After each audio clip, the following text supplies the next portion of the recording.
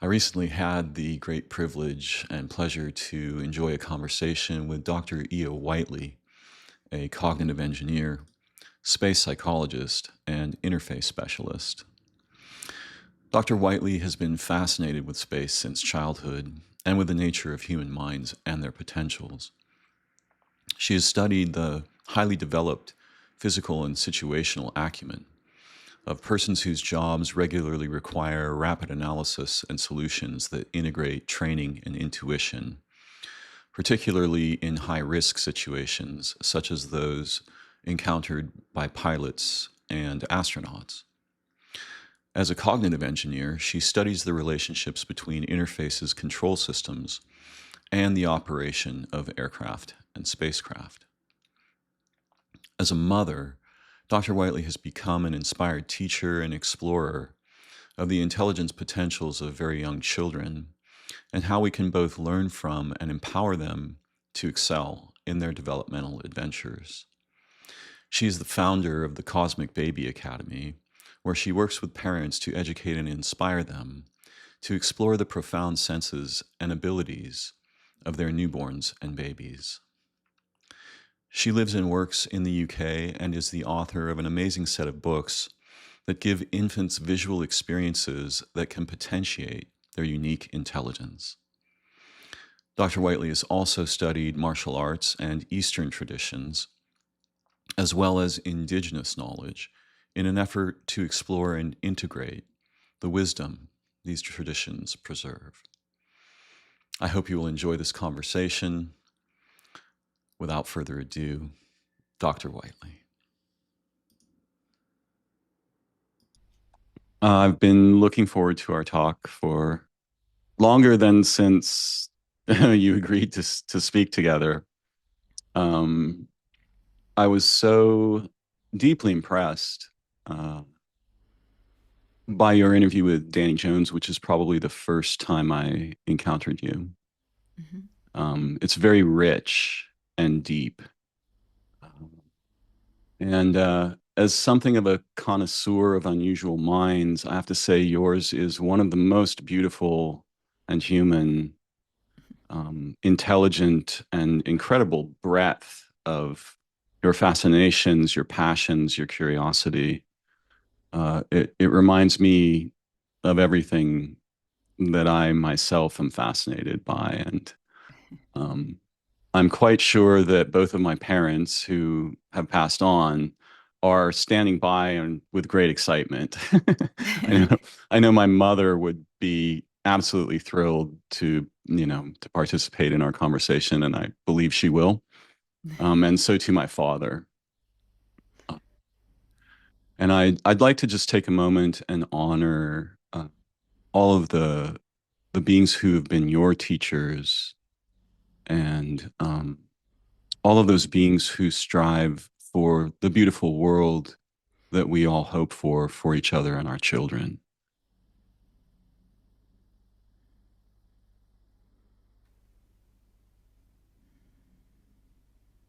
So I wonder, I have tons of notes. I'm sure most of them will be useless, right? But I've tried to prepare as well. And I wonder if you might be willing to open the conversation with a question that's been on your mind lately. That's a beautiful way to start.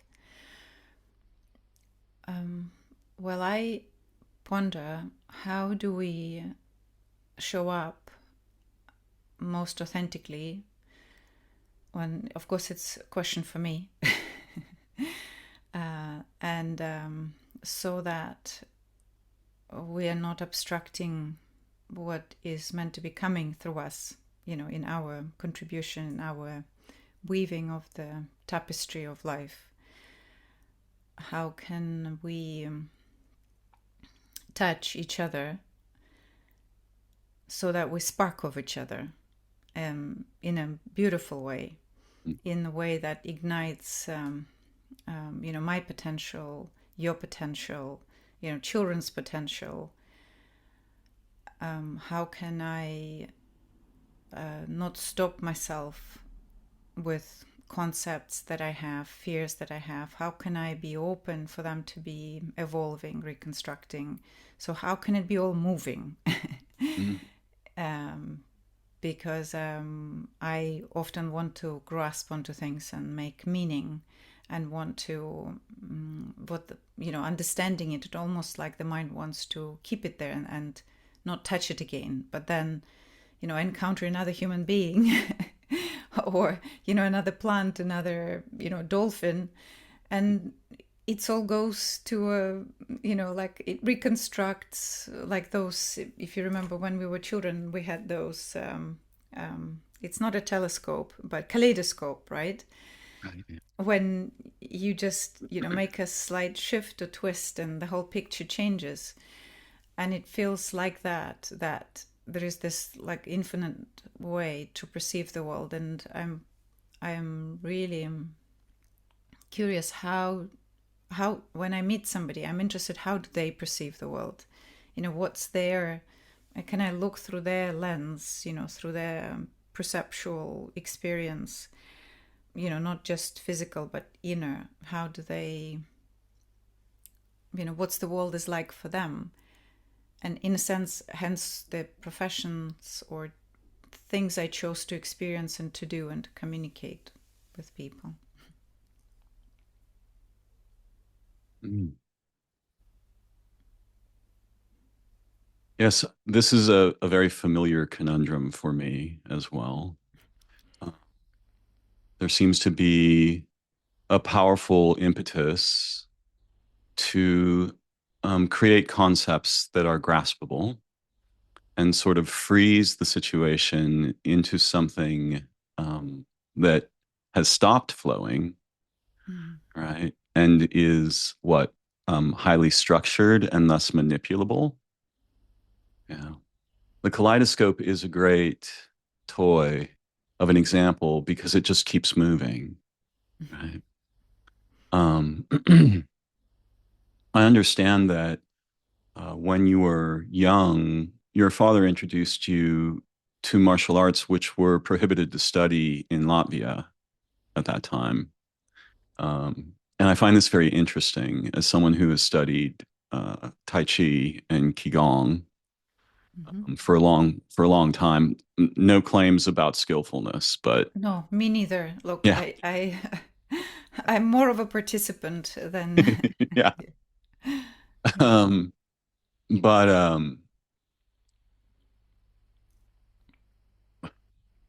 so initially, right, I learned a form with a teacher who learned Tai Chi in a prison camp in China in the 40s.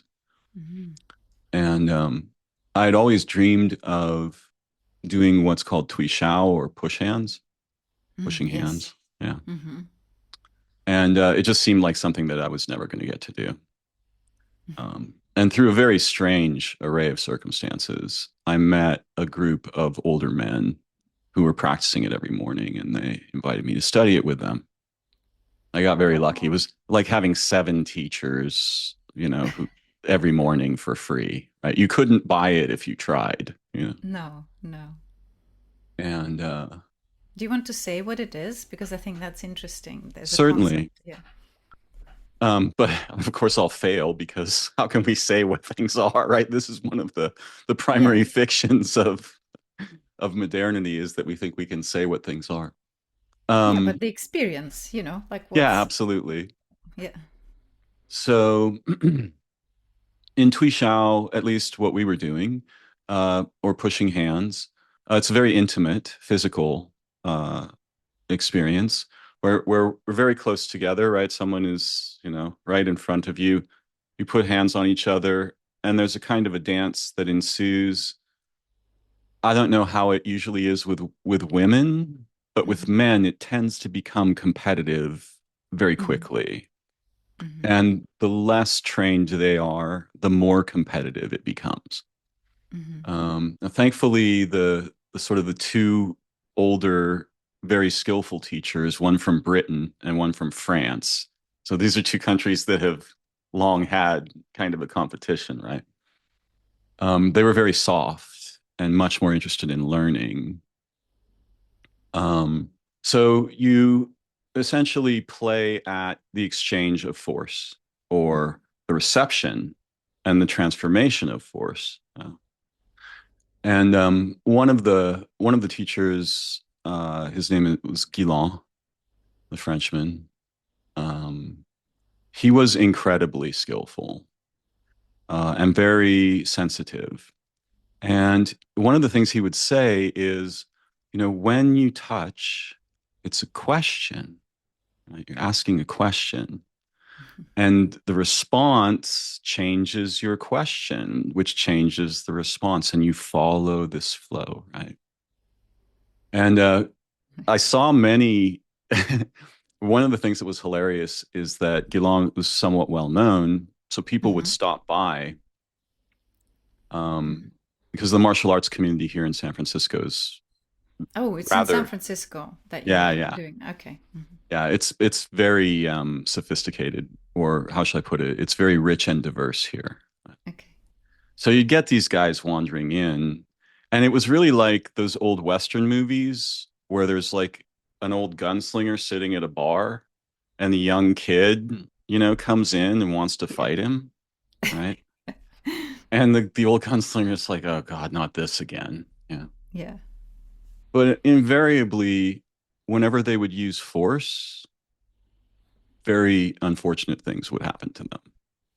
Not because Gilan was trying to hurt them, Mm-hmm. but because when they emit force, as I'm sure you're aware, Mm-hmm. that actually makes them incredibly vulnerable Mm-hmm. to the force that they're emitting. And so there's this dancing kind of thing that occurs. Mm-hmm. And one of the least intuitive things, it's so surprising how difficult it is not to form up when Mm-hmm. someone touches you. Yeah. Yeah. Like Interesting, this is the isn't it? natural thing is like, Yeah. protect, Mm-hmm. form up. And Keelan was hilarious. Like he could touch you with just a couple ounces of force with his finger and you would fall over right now. Like he could just capture your balance. Wow. And that's a very non-ordinary kind of thing to experience, as I'm sure you have Mm-hmm. seen and Mm-hmm. experienced. I'm curious if you would speak a little bit about some of the things you discovered when you were studying martial arts when you Mm-hmm. were young. Oh, yeah. Yeah. Thank you. Well, I think that's beautiful what you're saying because this is exactly what martial art, and the key word is art in it. And I really liked, um, the underlying philosophy that weaved in it. So it's sort of like when we study literature or we study a painting or we watch an opera or ballet, there is an underlying message in that, and uh, and that's what I really liked. And I guess I was introduced to it right at the beginning because that's why my teacher Olega Nopchenko has been interested. And despite us were very young, I don't think so. We had a mixed group, meaning that it wasn't a children's class, Mhm. so everyone was learning together. And so I could, so it's taught for what he wants to say to the group. It's not taught for a certain age or a certain attitude. So he talked freely, and it was almost like, in a sense, being a fly on the wall. What do adults, talk about and think and philosophize? And I really liked that because it felt like the language and the approach is very different because he's speaking what he's discovering rather than what he thinks I need to know. And it's that process of co-discovery is what was fascinating, and he kept talking about it. Like, for example, he was saying that how you walk, this is how you live. And uh, and I thought, like, what? Like, what does that mean? And then he will tell us on how we, place our foot and how we changed our weight and how we transition and how watchful we are in what happens in that moment. And what does that mean for the, everything around us and how it's changing around us. And we did practice that. I did not know the name for that, but we did practice the push of hands or reciprocal. I mean, that's when you said it. I just wanted to know if that's the same thing. And of course, because I had a chance to interact with adults who were also doing this for a while, I got to appreciate what that means. And it literally is a dance. But I didn't hear that, that you ask like a question. It's like an invitation to exploration. And one significant part for me is that you don't learn to fight, but you learn to live in the world. It's a way of life. Yes. And not fighting the life, but when you meet somebody, your first point is to respect. So when you bow in the beginning of the class, it's a respect that they come to experience something with you and they're going to learn from each other. And you apologize in that bow. There's an apology that I'm sorry, I would not mean to hurt you. My intentions are good. And if I do hurt you, it's not coming from, being bad. Right. And almost like the disclosure happens in that moment, meaning that there are no pretense. I'm good, you're bad. I am, I might hurt you, I might not hurt you. It's kind of the premise of what we're going to do is available. And I think if we can walk into, a meeting like that, like you were saying, that to me, it felt like it's an invitation. You can come in and you always, you also, walking out of the mat, right, or out of the dojo, you always walk out backwards, which is interesting. And to me, it felt, respectful that you show grace and gratitude for everyone who was with you, for that space that afforded you to be in that space, and that part of martial art. At least I was learning a lot Hapkido and Aikido more. That was what he was interested in. But he was also teaching other modalities like Wushu. I'm not sure if you heard, but it's that's how it was translated to me. And that's like if you watch the Panda, Disney Panda, I think. Yeah. Where they had the crane, the monkey, and there were also a drunken person form as well, which I did not learn that, but we learned like the crane, the monkey, and you would embody that and work with that. But again, I'm not a person, like I was literally, enjoying the process, and there was no grading at the time either. So for me, I really liked the underlying part of it. I liked that you just what you were saying, that you receive the question, and that when somebody is coming at you, let's say not in class, because in that, when you are in the dojo, the interaction is welcomed, right? You both know that you're learning.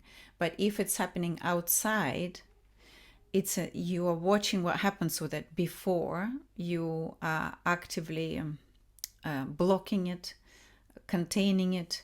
In fact, Hapkido and Aikido especially, it takes that energy and works with it. And then you multiply that rather than force against that. And it is a dance, if people watch Aikido, it looks like, why are they spinning and then flying? It's just like, what happened? So for me, I really liked it. And it's the first time I was introduced to meditation, very young, probably, I don't know, before 10 years old. And, to rest and be in the place, and with respect to to what we are, to where we are, that we have the opportunity, just being aware. And I was really fascinated by how can people, because there was a Jackie Chan at the time, and Chuck Norris, I think it was later, that was from the US, but I'm just trying to see. Bruce Lee. Bruce Lee, yes, and it was all contraband, right? Contraband. It Oh was yeah. all translated and, in the underground and by one person who's fascinatingly enough, just a year ago, I've met a daughter whose father did all of those tapes in his basement, here where I live. She came for my practice for family constellation. Oh, And beautiful. and we touched on that, and I was like, wow, I know your father's voice very well. and and so, yeah, I loved it. I loved, it stayed with me like through hard times when I had to, make a living. I was always lucky. It wasn't hard, meaning that I was dumped, right? I always felt Mm. held. I Mm. always felt that it's an opportunity to learn, it's an opportunity to experience. And one key question that stayed with me with that, it's not what you do, it's how you do it. Mm-hmm. And so I was working as a waitress, as a secretary, and some people are, who they are, and they treat you the way they can.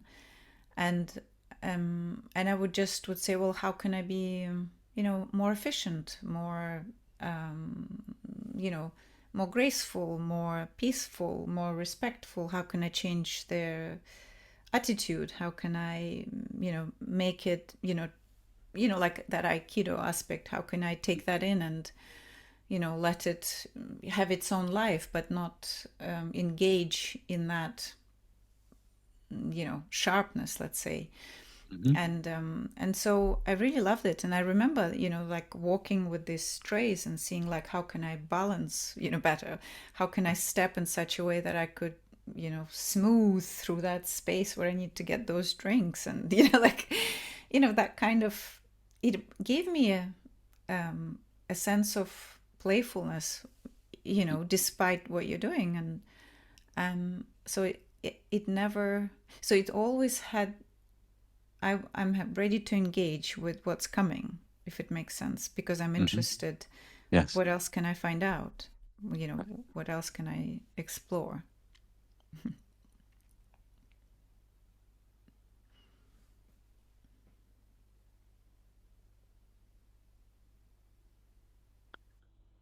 I didn't mean to rush past the beautiful question that you asked in the It's beginning, okay. Yeah.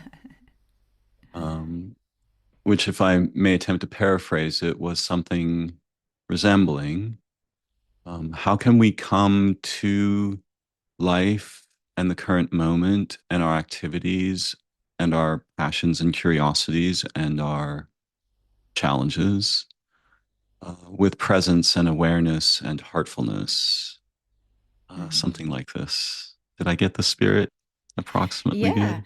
There Yeah. are there are ways to look at it, and so yeah, so I wanted to know, I wanted to, like, I was curious, how do people view the world, how they experience, and how can they, and so most fascinating for me were my teachers, who were, or people who I felt I could learn from.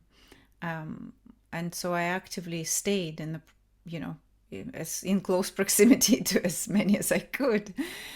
And I'd be just curious. And part of, which is interesting, academic journey, I felt like I don't know the language, I felt like there is a martial art language, right? There is a, love language, and you Vocabulary. have it's not vocabulary. Mm. It's a way of interacting. It's a way of, it's an academic way, like martial Mm. art way of Hmm. life. Yeah. Hmm. Like, I don't know, way of, A way of knowing. a way of knowing, yeah. Yeah. And you, it's a culture, it's Hmm. um it's um it's like it's got its own, you need to walk into it almost, like to Yeah, interact with it. actually, in a way, it's a special version of the world, isn't it? Yeah, it's a lens through Yeah, which we yeah, yeah, communicate and perspective. yeah. And so I really liked the study, because what happens is that uh, often you get to read how people think. Hmm. But that's if you read a book, right? But if you read an article, it's actually is that academic construction. It's not necessarily how the person thinks, it's how we agreed to communicate with each other. Hmm. Because every paper in every discipline, there are similarities, but still you build something so that you can arrive together, and then you describe it in such a way that somebody else can follow and repeat. Yeah, Hmm. so Yeah. that we come to the same agreement, or the train of thought. And people along the line may disagree with your thinking, yeah, with your process, Hmm. and they will say, what about this, or what about that? And that's how we kind of converse. And we build a shared vocabulary, shared conceptual framework, Hmm. and we're able to then have a conversation. So sort of building on each other's background and concepts. And and what happened is that, for me, the one thing we need to do in that profession is we need to critique, right? We Mm. need to critique, meaning that we need to add our knowing, so that, in a sense, the idea is that we help each other grow, because I know, Mhm. and that's why we read all each other's papers and research, and we use methods that we become familiar, like instruments. It's like flying an aircraft. You need to know Mhm. what to do. But then I found um, that I was not interested in critique at all. Um, and I found it so challenging. But there's a mechanism, again, how you do that, Mhm. because you're taught how to do that. For me, let's say I'd meet somebody that I really wanted to meet, and or even there would be some colleague that I don't know, and I just get to know what they think about, or a student, for example. And they will tell me things, and I would be like, wow. And for me it would be like, I had no idea you could think like that. Like, it Right. would be like, it's like I was given a gift of, somebody let me into their house, on how they view the world. Yes. And then usually what is expected, you have to counter, meaning that you have to say, but have you thought of this? Have you thought of that? Have No. you basically try to, often, what was my experience, to destroy other people's thinking, so in a sense Right. they advance, meaning that it's more meant to be helpful, but it's not always, like in martial art, Hmm. like these people that are less experienced, it becomes a fight. But Right. what it meant to be is meant to be a dance. Yes. And I found that um, almost not the way of I was grow up, Hmm. dancing, if you wish. Right. Right. Yeah. I grew up to be, fluid and accepting and exploring, rather than constraining and contradicting. Mm. And of course, I had an amazing teachers, like talking about, there's a Dr. Gavin Linton, and Dr. Raymond Hamden. There are many people like Dr. Jim McLennan, Mary Omedy, like many, many people that come, and friends as well, that come on my way, that showed me how they, that's why I found, amazing to to understand how they think and how they dance. And I was very lucky to more engaging in the dance, rather than in the pushing of hands, like, Hmm. not pushing, but really, yeah, being forceful.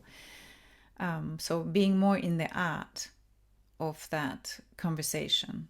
And so yeah, and I found that interesting, tracing that line of thought, and I found took me a long time to think, why am I not comfortable? What am I not getting? Everybody's doing it. Well, Hmm. not everybody, but like it's a common thing to be.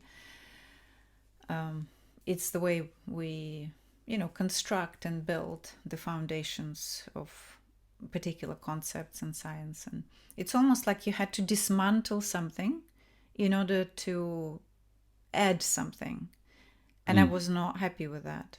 Mm. I'm not interested, because when I listen to a person, I see that it's valid for them, and that Hmm. was enough for me. I did not Mm. need to say, well, I actually think differently. I was okay for me to think differently, and for this person to have this magnificent, way of navigating. Right. So, um, and yeah, and so that, and anyway, I just think, I know you asked about the question about, how can we be, our first question, how can we be enriching of each other? And I'm just giving you two different examples of, Hmm. what was, I guess, my foundational aspect of how can we bring that part in each other, and how I found that there are different ways of doing that too. Hmm. But what I like is that I really like that it doesn't matter what you do, it's how you do it, and how you engage in that space. Yes, the spirit of how we come together or how we conflict, Mm. right? And when and why we act in unison, in unity, or Mm. when we become, many Mm. parts, Mm. right? It strikes me. I have so many questions. So, one of the things that's in the background here is that different ways of knowing, whether Mm. they are academic or professional or creative or physical, somatic, Yes. um, they they have their own what sort of ways of forming senses and purposes. Mm. Uh, and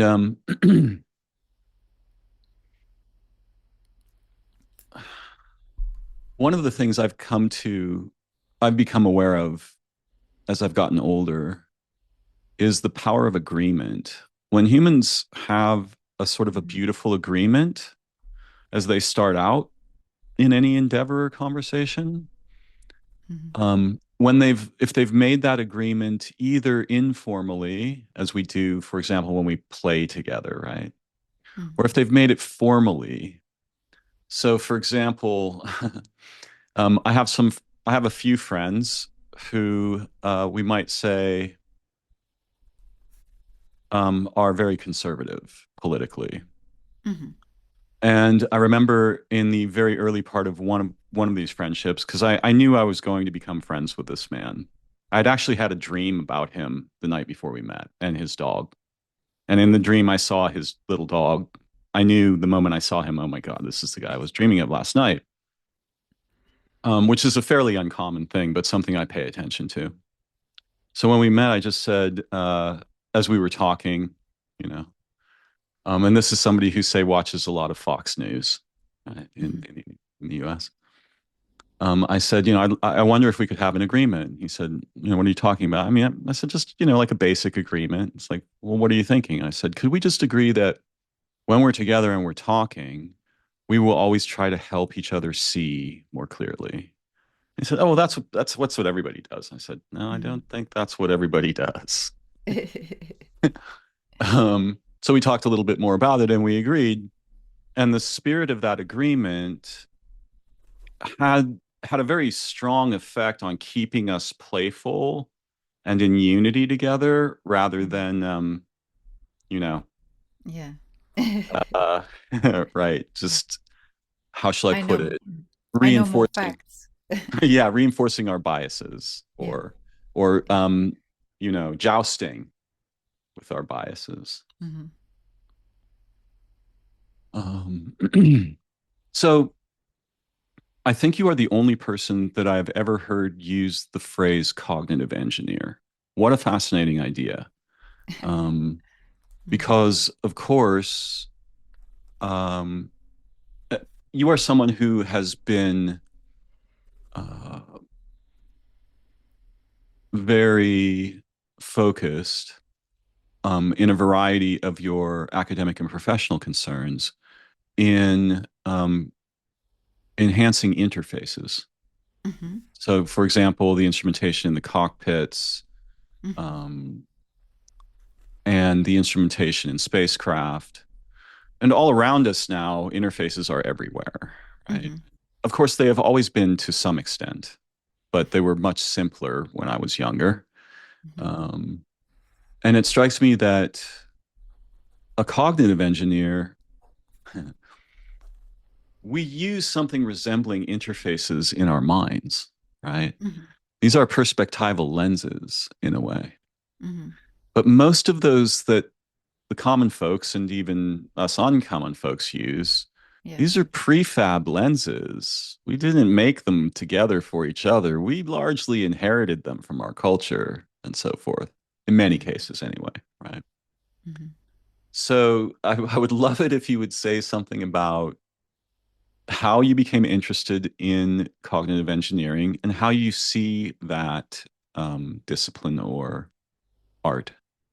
Mm. That's also interesting. Cognitive engineering did not exist when I was studying, Mm, and then there was a textbook again written by you know that bridged together cognitive science and engineering, which mm, is in essence designed to fit our thinking, to make it more conducive to how we think, so to support our thinking. And what is also something that I think you mentioned or touched on, which I quite like, is I find that people who are, incredibly engaging, they are, for me, that they're able to hold contradictions. mhm, So they're able to sit with that and not needing to have one or the other win. And because something will come from that, from that contemplation. And the cognitive engineering, it is about looking on how our human aspect can interact with technology that we are working with. So, in a sense, also a psychologist, in my experience, trained or grows up in a way in their learning career to think differently to an engineer mhm. because of the constructs and because our mind is trained. And I have experienced also like breaking my thought patterns in when I introduced to a different way of thinking. Like there's a theory of innovative problem solving, which is systematic creativity. Yeah, Mm. sounds weird, but Yeah. um, at the moment we are co-teaching a course with Professor Diana Pasulka, and we are touching on that. Mm, And so the cognitive engineering came to be from, in a sense, accidents that were happening in the Second World War, where pilots, who some of them barely knew how to fly mm, because they needed pilots and they would, come to fly, and the aircrafts were being designed, as fast as they can be. So technology was progressing, and but where at the beginning the engineers were constructing what they would fly, later the engineers would be the ones who would design and somebody else would fly. mm. And their thought process are not necessarily the same, although Right. a lot of pilots, would learn how the aircraft fly and would know exactly what the mechanics of it is in order for them to problem solve. which is Mm-hmm. fascinating for me, and how people, find solutions. Where do they come from? Mm-hmm. And then what was happening is that they were kept saying that it's a pilot error, if there's like an accident or something like that. And not until well into my, already, I think I've already maybe even completed a PhD, where there was a study, or maybe it was just at the same time, just trying to remember the year, that in, I believe it was National Transportation Safety Board, but I believe it was in collaboration US and Canada, or at least scientists were, that they analyzed the accident reports, which I think, that's what I'm trying to think, that originally there was considered to be something like above 80% the human error or pilot error.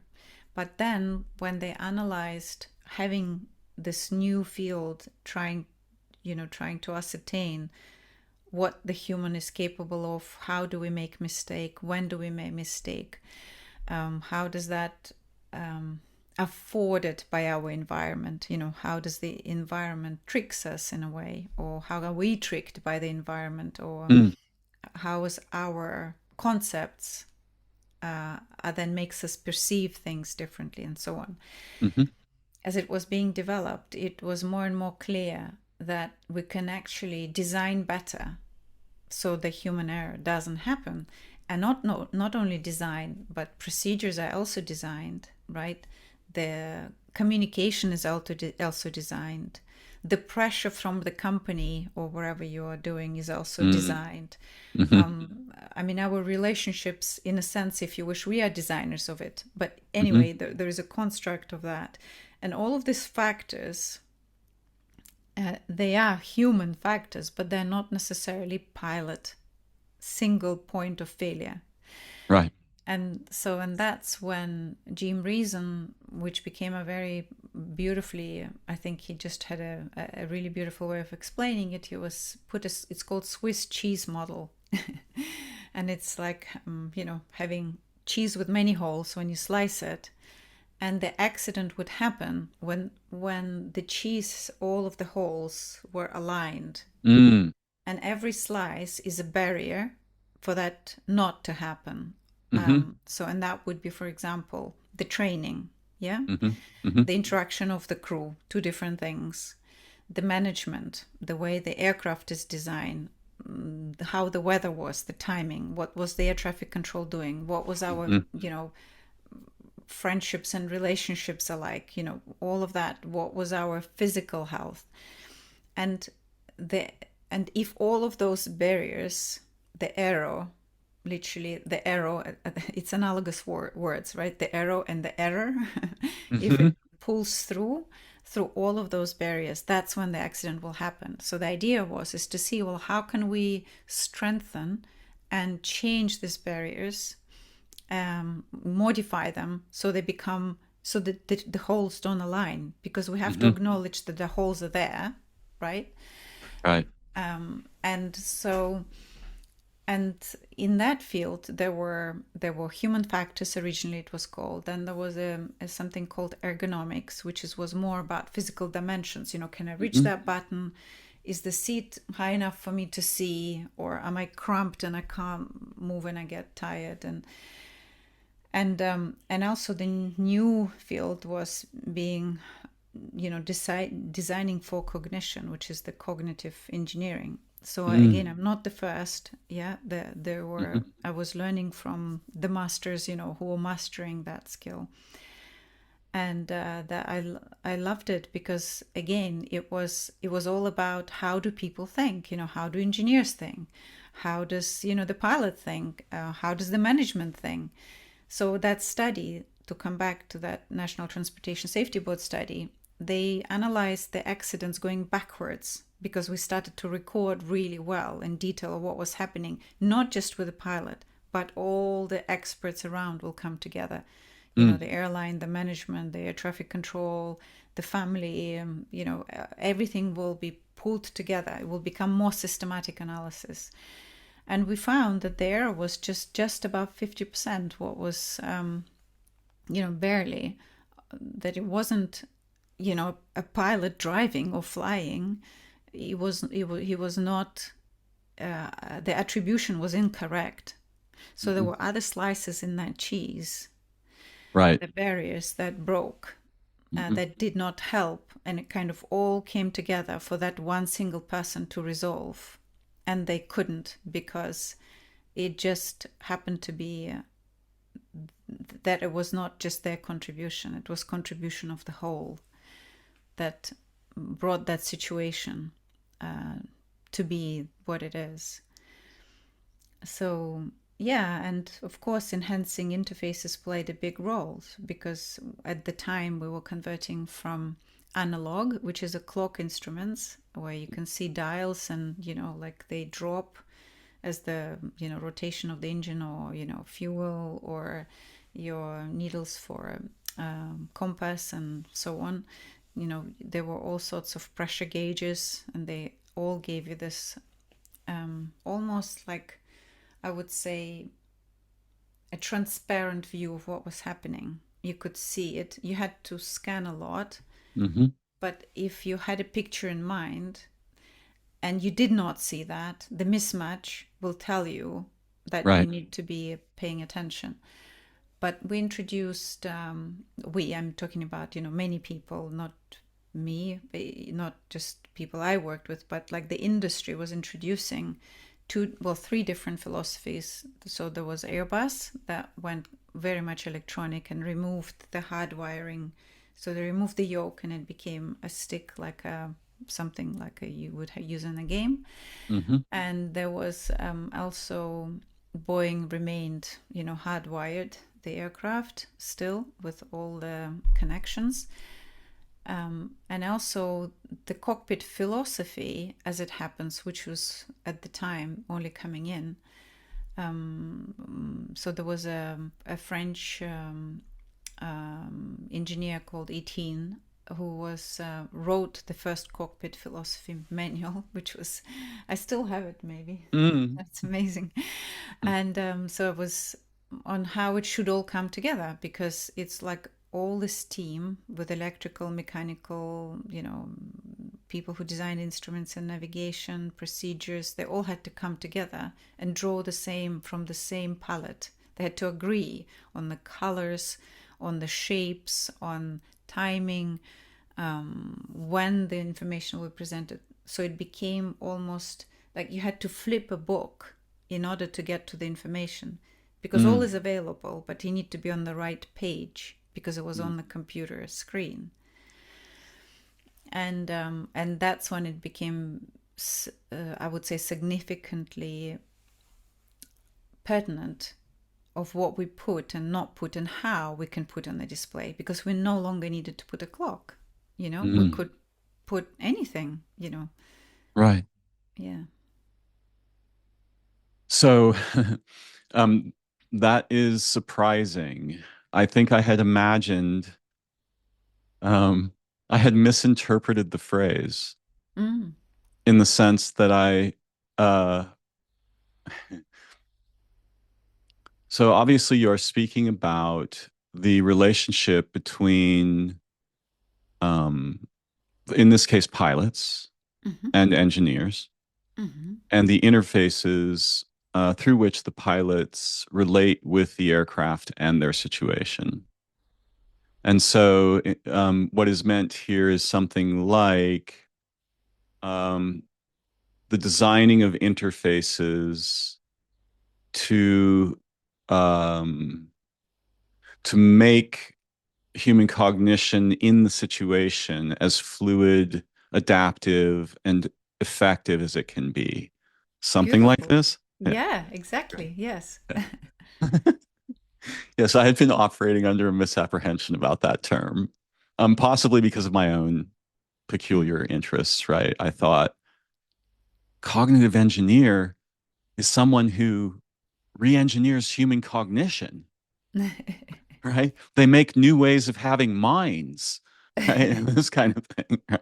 Yeah. Which of course is Yeah. something you do, right? But Mm-hmm. probably not under the auspices of a cognitive engineer, because that seems much more professional, and oriented around, for example, human machine interaction.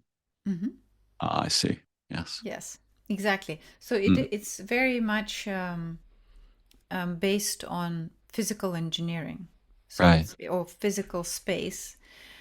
Mm, but we wanted to see, because we can now design the depth, right, of that they Yes. could dive into the information, or Yes. we could dive into information. Information is then stepped into what steps information is presented.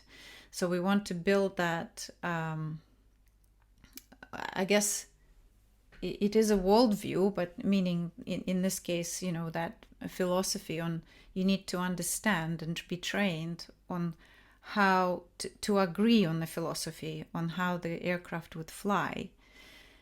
Because let's say an engineer not necessarily would fly an aircraft. They will understand the Right. logic, but Hmm. they're not necessarily ever piloted a craft. And there are some, of course, that are engineers who do fly, and they have a different way of if an engineer will decide what you need to see as a pilot, it would be a very different picture of what would be helpful for you to see as a pilot. Hmm. And that's where this contradiction, or that's where creativity comes to play. But that's why when the first glass cockpits came, there were a lot of incidents and unfortunate accidents too. And it's that because the engineer thought they've put enough information, and also they've put information in such a way that it is helpful to the pilot. But when you know how the aircraft works, it doesn't mean how you would fly it. It's sort of, for example, you might not know how the bike works, like, for example, how the gear is switching, Hmm. but you would be okay to switch the gears, and use them. But if it, let's say, I'm just trying to think of a good analogy that I started on the bike.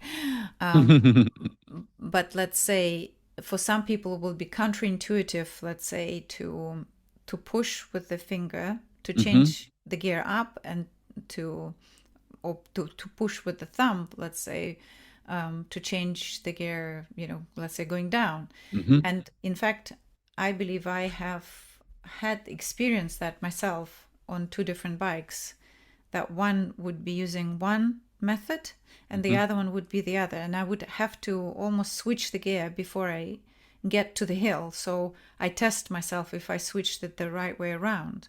Mm. And that's exactly that. It's sort of like, how do you map the world on so that you can then navigate more intuitively. Hmm. And so that's exactly what was happening, is that the aircrafts were being designed by what an engineer thought was pertinent to see, but the Mm. pilot, like, they almost, like, once the dials went off, it was not necessary on how many RPM the aircraft has, because if it can keep the speed, right, and it's relative, to the airflow. Hmm. So if the aircraft is it needs to know the margin when they're stalling, before they stall, but they don't need to know how many revolutions is in the engine. They need Right. to know their relative speed. Right. And so that information, in fact, is redundant until you're trying to diagnose the health of an engine. Yeah. Which Yeah. is not in your regular flight. If everything is working fine, what you're interested is that where your prime thinking is that how can I get to that altitude, clear air traffic control level at the right place, and cruise where I need to go. And also, the one thing that is constantly on your mind is not how many revolutions, per minute the engine has. So hence, it's not occupying the display now. But what I'm interested in is that, should something go wrong, where can I land? Right. Yeah. And that is important, because that's something what the pilot is thinking. And that's what I'm trying to match as a cognitive engineer on the screen. I'm trying to follow their thought pattern and be ahead of that, so it's available to them to problem solve before it comes to force. Yes. So I'm and that's something called affordance as well. So it's like Hmm. you're watching what does, in a sense, an environment affords you to think about, to be invited to be looked at, because we could be confused by it, Hmm. or we could be helped by it, or it might, because some things shouldn't be distracting us, so it's afford us not to look at it. That's also, part of that. Mm. Beautiful. But I think you're right about, what you were thinking about cognitive engineering, in terms of, because that's why in academia we have a conceptual agreement what we call things. But I believe there was, I want to say his name is Sadhguru, Oh, yeah. who wrote the program. I think it's called Human Engineering. Hmm. And I took that course a while back. I mean, that was, way many years ago. One of the first ones to be kind of online and recorded. But, he was talking about, not engineering a physical body, but, he was talking about that, more about how can we contribute to the engineering of ourselves as humanity rather than, human engineering. Mm. So, Thank you. That was very beautiful and clear. mm. Uh, so I would like, again, to circle back to your initial question. And the part that I missed when I rephrased it the first time was the aspect of understanding how someone else is in the world or in their perception or in their heart.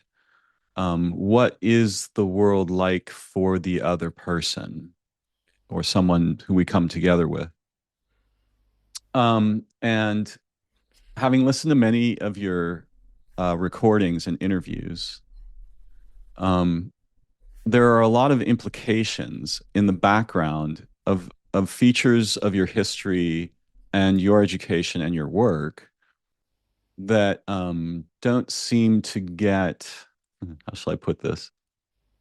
Um, they sort of hover in the background without being stated. They're these unstated implications.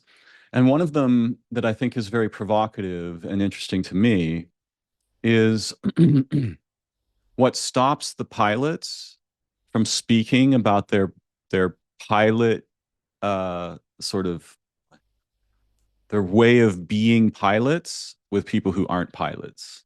Yeah. One of the stories you tell is a pilot is asked, how did the landing go? And the pilot says, fine. Hmm.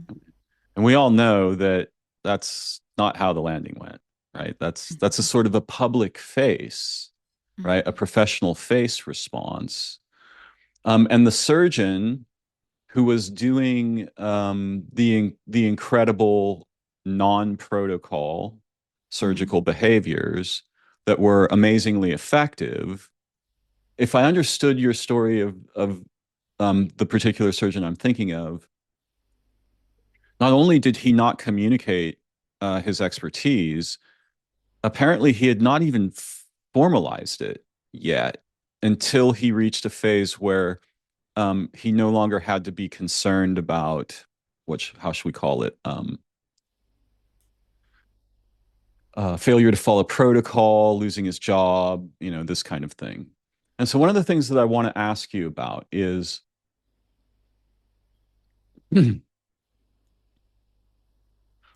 what is it in our culture or situation that creates this barrier where that tells us what we are not supposed to see, what we are not supposed to experience, what we are not supposed to speak about?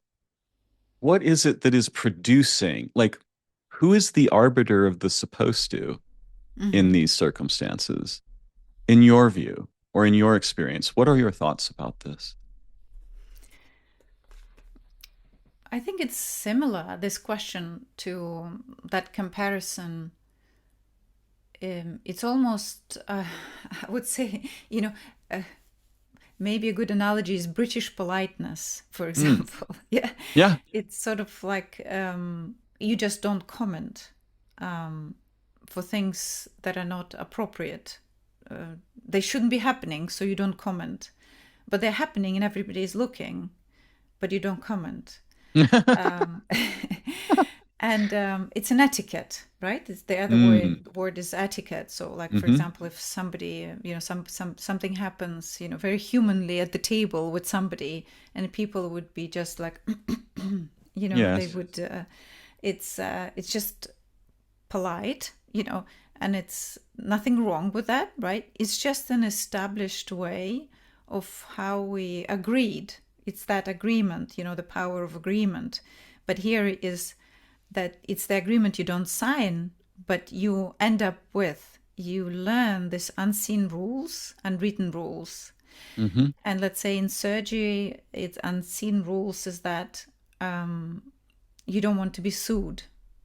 So you follow the protocol, because if you are sued, the implications are horrible.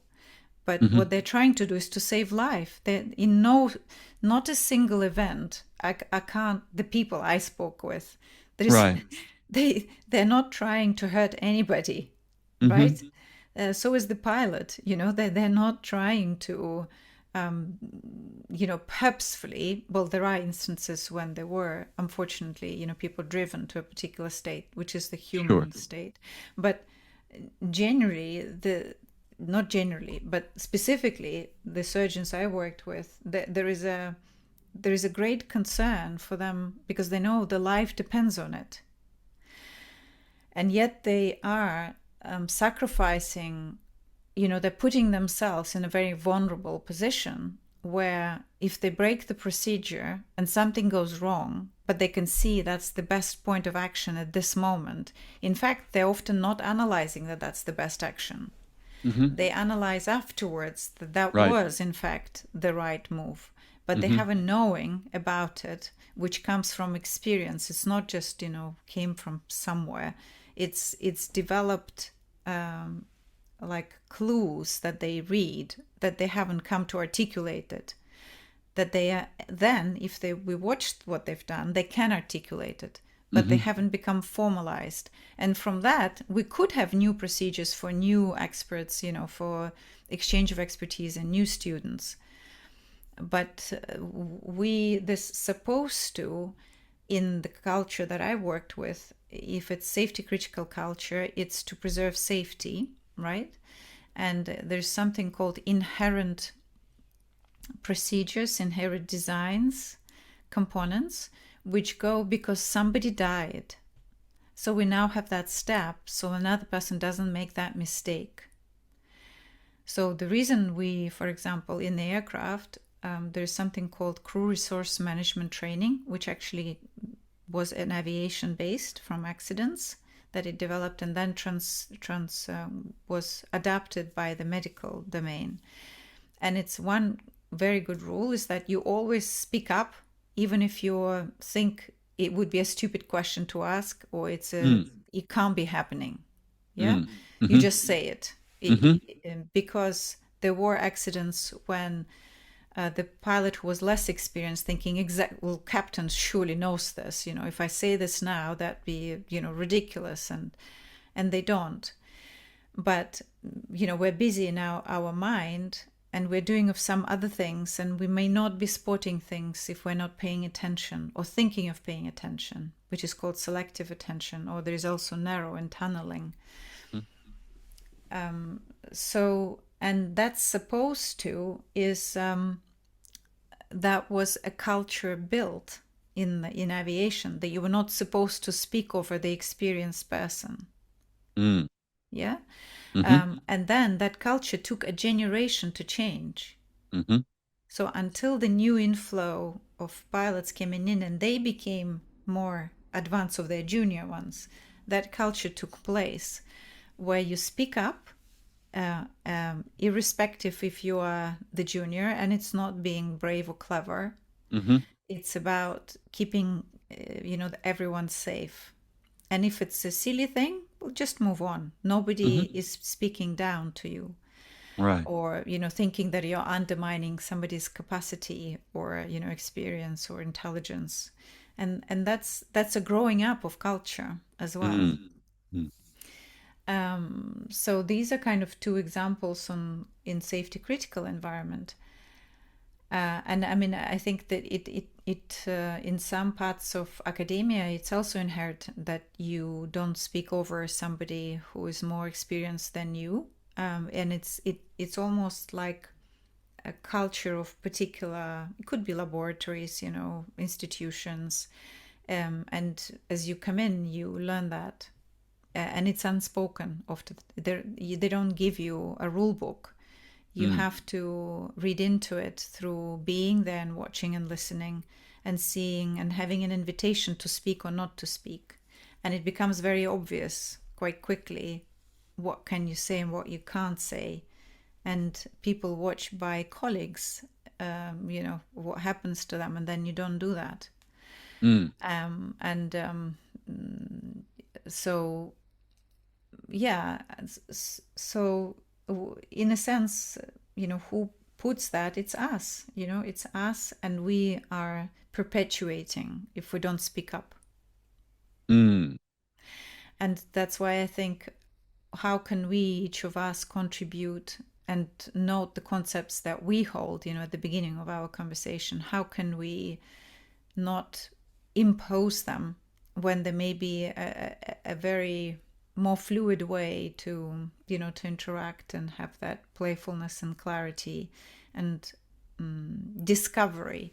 So it's curiosity and exploration to me, where you could be heartfelt, genuinely seeing how can we be better, if there's such a way, but how can we be more authentic and in in you know making the world what it is, or what we feel would be the most beautiful way of being right now. Mm.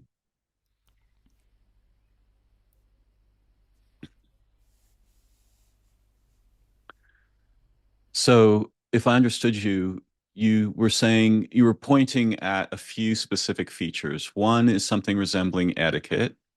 Mm-hmm. Um, well, if something untoward or say perhaps too biological occurs at the dinner table, right? We just go on, we don't highlight it and Mm-hmm. and bring it, we don't emphasize it, right? Mm-hmm. And then in professional or contexts that are academic, medical, flight oriented, or vehicle oriented, um, the protocols change as the generations. They change a little bit. They started out very constrictive and they loosened up over time, and it became um, less problematical to speak about what one is seeing, thinking, or feeling. And also, perhaps less attention was paid to the hierarchy, right, of authority uh, over I, time. exactly. But if we look at the historical account, so the pilots were coming from the military, right? and Hmm. and there is a hierarchy that you step into very young, Right, and you don't question that. And if you right. question the whole thing, the structure will completely break, because if Hmm. you say, well, no sir, I'm not going to go and do that, that's not going to kind of work, right, Right. in that context at all. So that's the kind of the essence of that. But that's an executive structure, right? It's about executing um, highly structured behaviors, organizational activity, combat, success in a mission, so forth. Even if the mission is surgery, or the mission is putting out a fire, or the mission is an airplane. Um, uh, I'd like to invite you to pose a question if you wish at Mm-hmm. this point. And I have many, many more that I want to chase with you. But yeah, is there something on your mind or um, heart at the moment? yeah, so that's well, I'm interested to explore things in into how can we, I guess, what drives us. I wanted to know how come we lose that zest, that curiosity at some point, and also being trained in clinical psychology and having, clients who would come who struggle, and on the surface they appear to be well in let's say where they work, but deep inside they either ready to resolve it, or often you see that they're not even ready to confront it. And I guess my my my wish that how can we preserve that childhood like curiosity with all the knowledge and experience of an adult? How can we be how can we spark that in each other when it's really tough and we are kind of mindset? Because I experienced that many times in my life, and I think, well, how come I'm here again? Why am I feeling this way? I thought I've sorted that out, or Mm. how can I pick myself up, and how can I be for someone in such a way that they can, don't need help the next time. How can I, because I can't decide what their curiosity is, right? And I find that that's the force that drives us, or makes us wake up in the morning and pursue what we're doing, because otherwise it becomes, we stop noticing because we just have to get through the day. Mm. And so, yeah, and then, yeah, how could we not be preoccupied with, well, not preoccupied, how can we, that there, I think, if I remember correctly the details, but I think like something like 250 million people are diagnosed with depression, Mm. and there are very large number of suicides, in a very young age. Mm. And don't have to be young either. How can we, how come this happens, and how can we, I don't know if you know the story. There's a childhood story that I grew up with called Minhausen, but I don't know the translation. But it's basically a very big, giant man, who comes into little people's world, Mm. and at some point he gets drowned.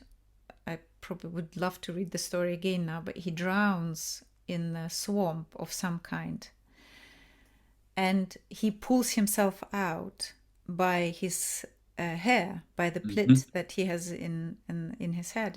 And I was thinking, how, how did he do that? Like, how did he do that?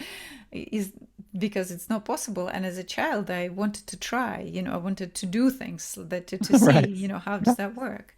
And I remember my father, brought me, this from India, these shoes that have this bit that Oh curves yeah. on the front, the Hmm. toes that are curvy, and they Yeah. were beautiful, red inside and gold, embroidery on the outside.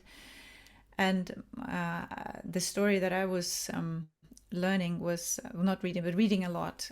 And we had a film also made that I grew up with. It was an older man who was Eastern kind of origin, a very wise man from Eastern kind of philosophy, that he got him out of the bottle like a genie. Hmm. Uh, and uh, and he had these shoes, and he could fly in these shoes. Hmm. So I would, take these shoes and jump off the highest point I could, to see if I could fly. and to test that. And because he would be just pulling the hair out of his beard and making some sort of saying, and that he would be able to to do something magical. Right. And one of them, he was learning from this boy who was, I guess, my age in the story. And they went, and he wanted to see the world, to where they live, because he's been in this bottle for so many years. And he brings him to a football match. And on the football match, he says, so tell me, the honorable Peter, let's say, for example, because he would call him, like an all-knowing honorable Peter, why are they chasing this ball?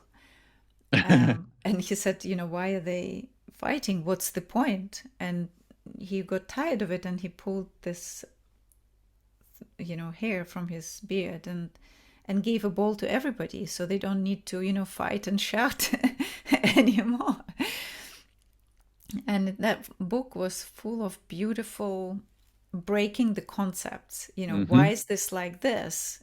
Who come up with that? And I really love that.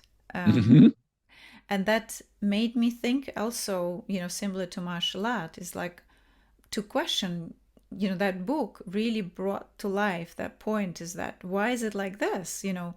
Why can't you do it like this instead? Yeah. And and that's exactly your previous question, why is it supposed to see or not supposed to see, or supposed to do and not supposed to do? So how do we embrace those? How do we come into those? Because as children, we're growing up into that. So how can we allow the children to function? Because we need to function in society, yeah, right, to to contribute to way of life that we are building as society. But equally, how can we allow for them to see outside that mold? How can we allow for them not wait an entire generation to change a culture?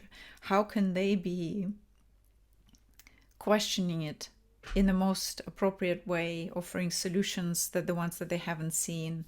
How can they be not forced, but let's say explore what they're invited to do, and then suggest another way? And the children do that, but there's a point when they don't, or we don't as adults. Few of us only remain to be like, why don't we I don't know, something like this, like, why do we have to go through that door, or why does it have to operate with that mechanism? Yes, or something perhaps more pervasive, like why, for example, do our societies spend vast quantities of resources on the war machine? There are probably zero children who are in favor of that. Nearly no mothers. Yeah, absolutely. Very few fathers. Yeah. Right. So there are these sort of standing structures that we are born into that I think we naturally oppose from early childhood. And they are, very strangely, they're sort of ways of not being human together. Right? Yeah. We're told these, I think, fairy tales that humans are like, we're warlike and we're competitive and we're all these, things. And I'm not, this is not my experience of human beings.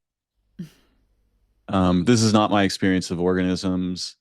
Some of these things are fables that were forged, in some cases,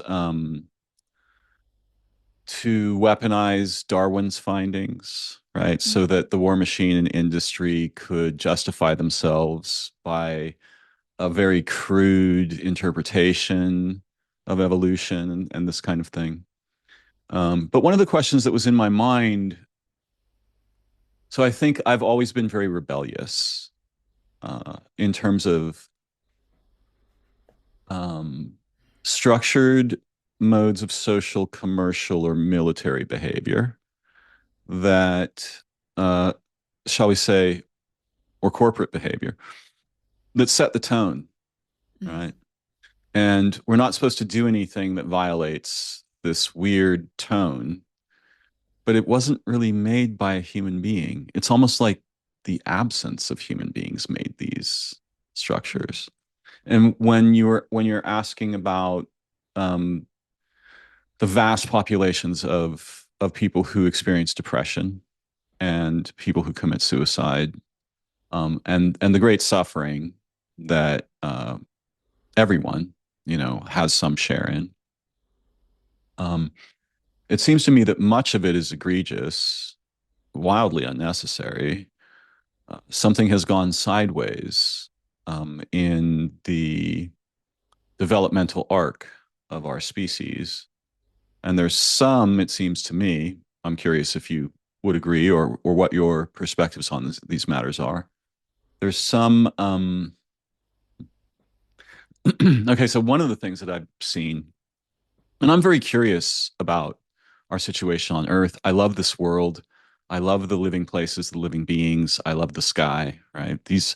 My heart is with the children and the animals and life. But one thing I've noticed is that our species seems to have become confused about what it means to be advanced, what advancement means. So apparently it means extremely sophisticated machines. And it strikes me that perhaps, and I'm curious about your thoughts on this, perhaps we have been dumping our evolutionary momentum into technology.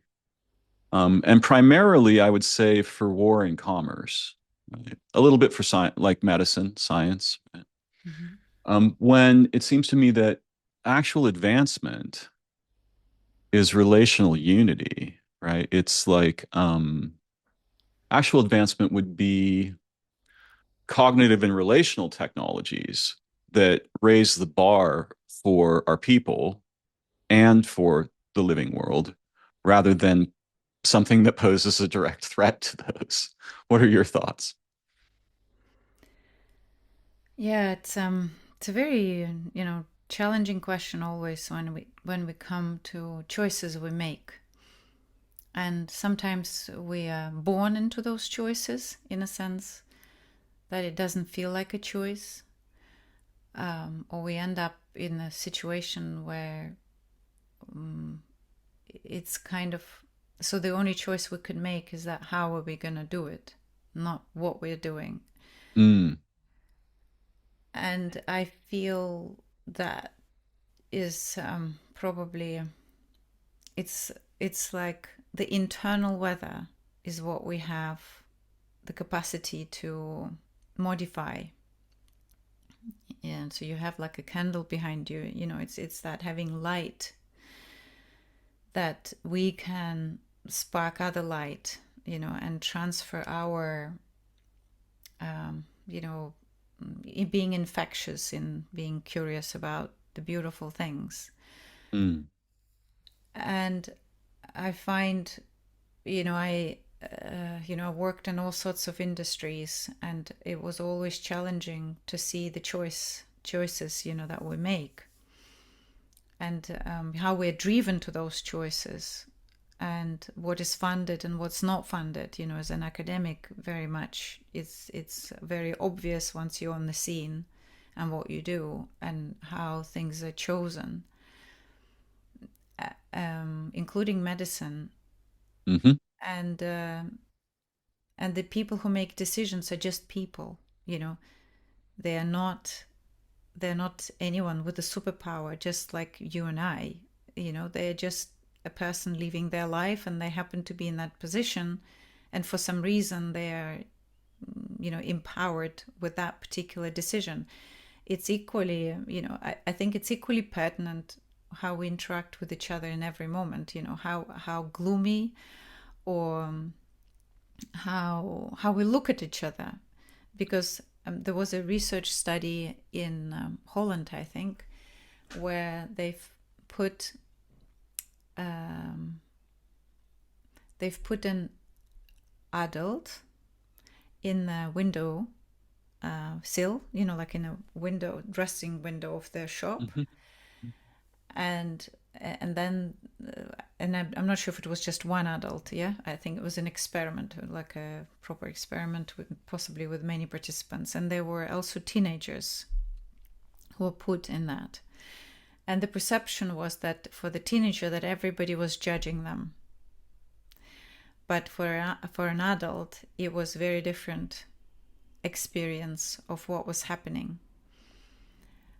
And it's kind of growing through that phase. And I think as a humanity, we're possibly, maybe maturing through that individually, and having that we are not affected by the exterior, that we are to bring our our projection of how the world is and act on that rather than act on how we think the environment is affecting us, especially if it's not nourishing.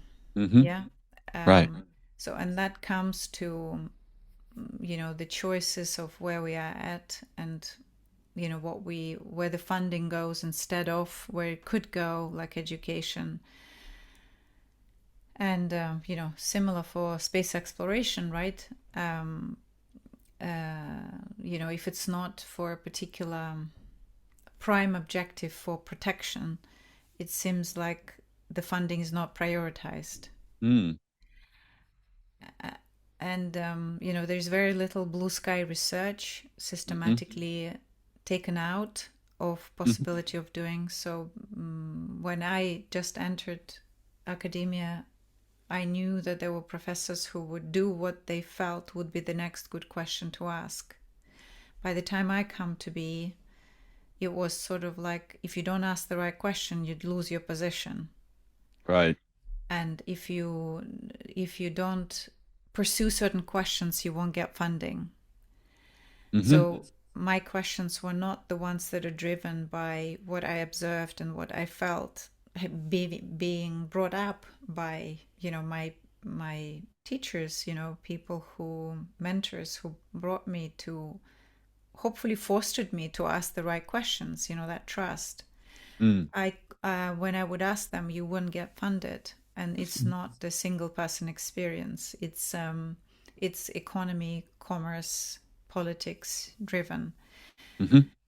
So, and I feel that, of course, you can go into politics, you can go into commerce, let's say, and affect it from there. Maybe somebody can, I don't know, become in a place where they could, and I know people like that, who would go into places where they could affect it from policy level. And in fact, we did that when we were, proposing human space flight program for the UK. We were designing a policy and exploration and defining it. But I think the bigger impact, which I think is much more accessible to all of us, is, if we're all in one pond, which we are, yeah. Yeah. If we all resonate with the most beautiful sound that we can, and that meaning our talents, if we could shine that, that whole pond will sing like in the most magnificent orchestra. And you don't need a policymaker. Right. Or, somebody who governs from the top, because, possibly, what I have to offer, somebody would like in the lake, Yes. And so, and I think that is more empowering to current situation, is that what can I do to affect where I am? How far can I spread what what my effect could be, or what Darren's effect is. We've got this amazing windows right through the computer screen, including. But if I smile at somebody in the day and say something that would be nourishing for somebody else, it's that Yes. that was paying forward, right? The beautiful film that was made. Yes. So it's that kind of, and if we all do that, the world will change instantaneously. If one day we all wake up and do that, just that, and it's a beautiful wake up call, if we could only be sparked to do that. Yes, I understand. It strikes me that There's so many things I want to explore, but I'll say a couple things very briefly. Mm. I think it is at least conceivable that a small group of human beings could introduce a way of being human together that is so fulfilling, so human, so more than human, Mm. so profound that it could change the world in a very short period of time. And it might look something more like playing a kind of a game together than it would like having a political organization. I have seen, for example, situations in which what appears to be a very small group of humans radically changes the course of, say, a nation, our nation, with an act of violence, right? Mm. And when I saw that, I immediately realized, oh, the opposite must be possible. Right? Mm. So Mm. if 37 people could take down a couple of buildings in New York and change the course of American history, then Mm. 37 people could do the opposite of that and change the course of history too. Like Mm. one of the questions I like to ask people occasionally is, what is the opposite of a bomb? Mm. Right? Because we all know what a bomb is and how forceful and powerful that is. But I think we're rarely in a context where we can um, engineer new ways of being human together that we could enact Mm. together in such a way that could really affect the darker parts of our modern situation. Um, okay, I have some other questions that I want to definitely chase a little bit while we still Okay, have a little sure. time. Yeah, of So I course. want to know something. I want to know some things about your world image. What do you think is going on Earth? I'm gonna pepper a few questions here, and you can Yeah. pick however you want to respond. So, what is the Earth's relationship to time space? What do you think time space is? Mm-hmm. Um, is something generating time space, or is time space fundamental? And do you really believe that minds are separate? And if so, in what ways are they actually separate? Or have we perhaps been told things about this separation that are probably not true?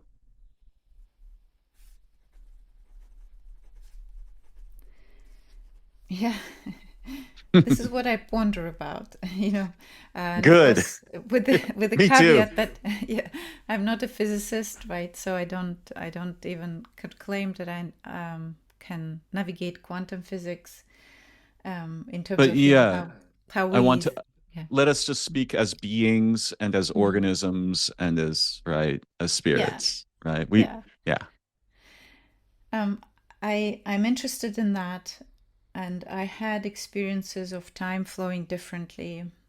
I had experiences of space morphing.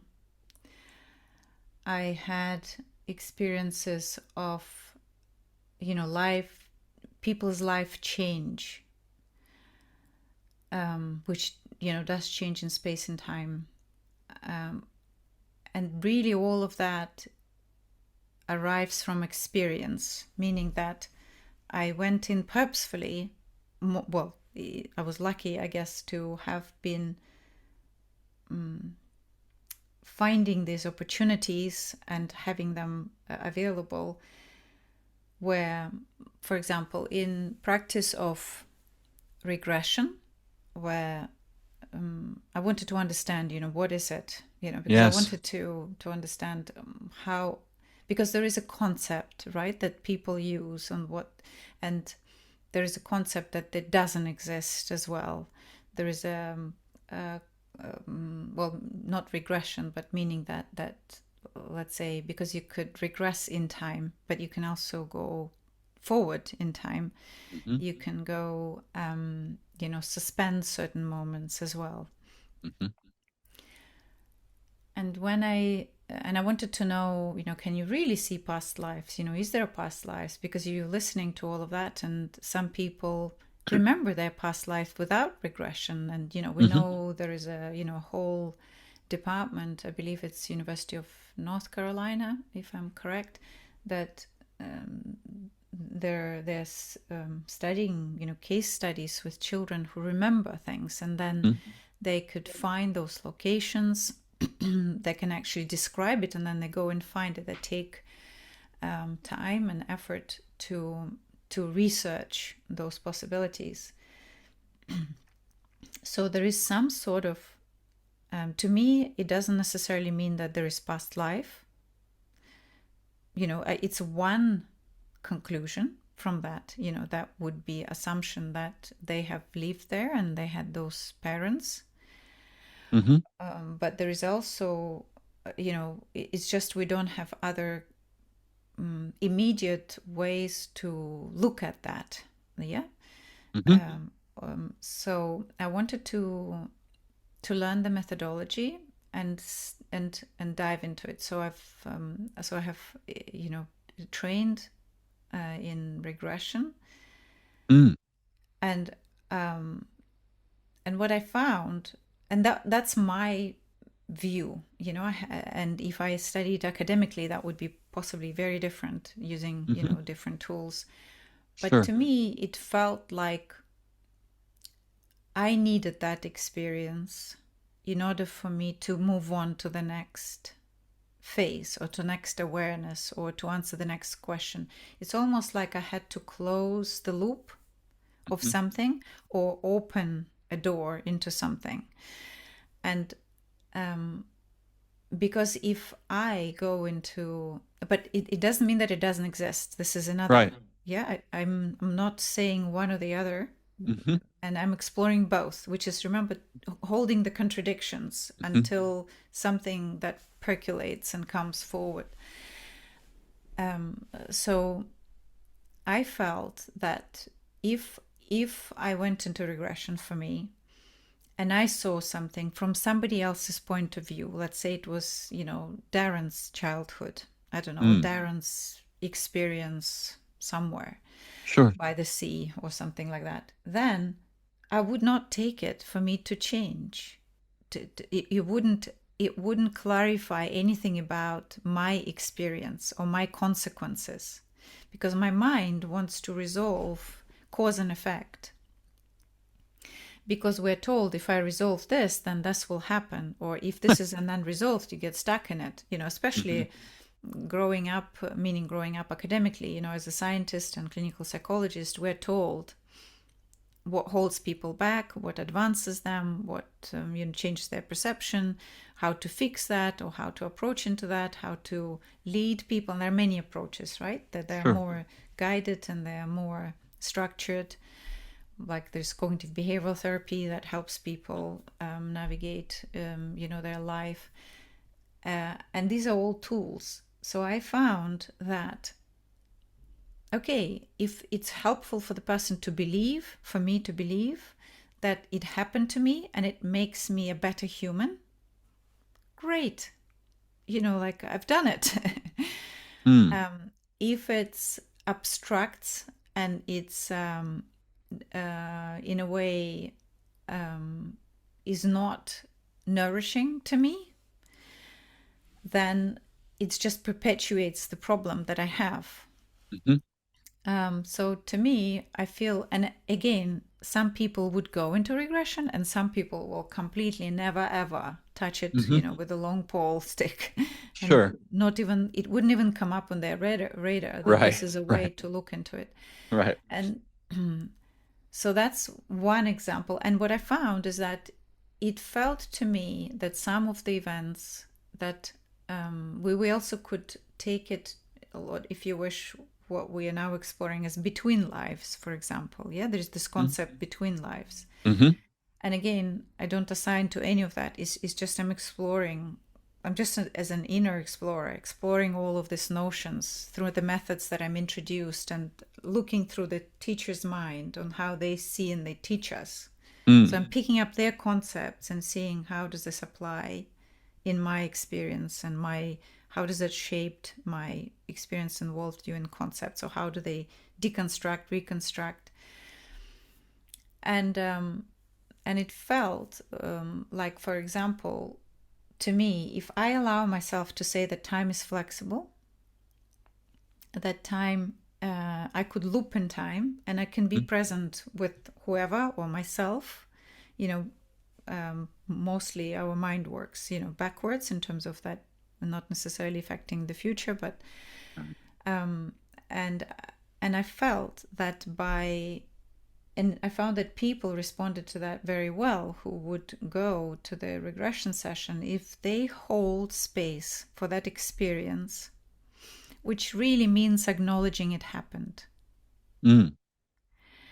And that's all that can be done, or that they could do something during that time, like hold, let's say, be loving in that space and be touching somebody, that yourself, for example, that are going through this challenging time, or in fact, very elating time, with spending time with parents who have now gone, or something of that nature.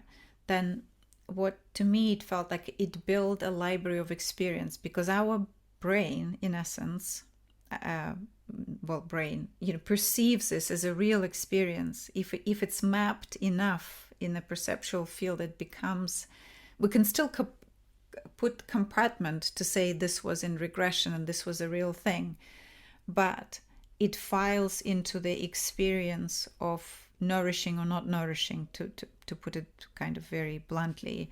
Mm-hmm. And then either smoothes that path and we don't no longer need to think about this, and we feel that we have resolved it, and that's what's helpful, or we've acknowledged it happened and we've done all we could when we couldn't at that time, and we could then move on.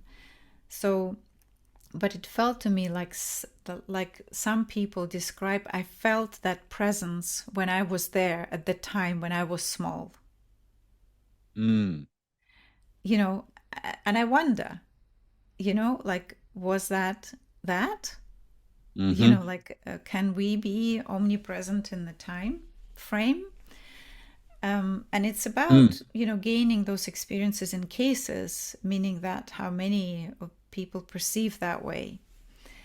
So that's one aspect of the time, right? Just to consider. Then I know that when pilots, and actually a lot of safety and time critical environments, when people are interacting, even surgeons, that they could see that the time would disappear, or the Mm-hmm. time will slow down. Mm-hmm. And sort of, I'm if you're aware of the book of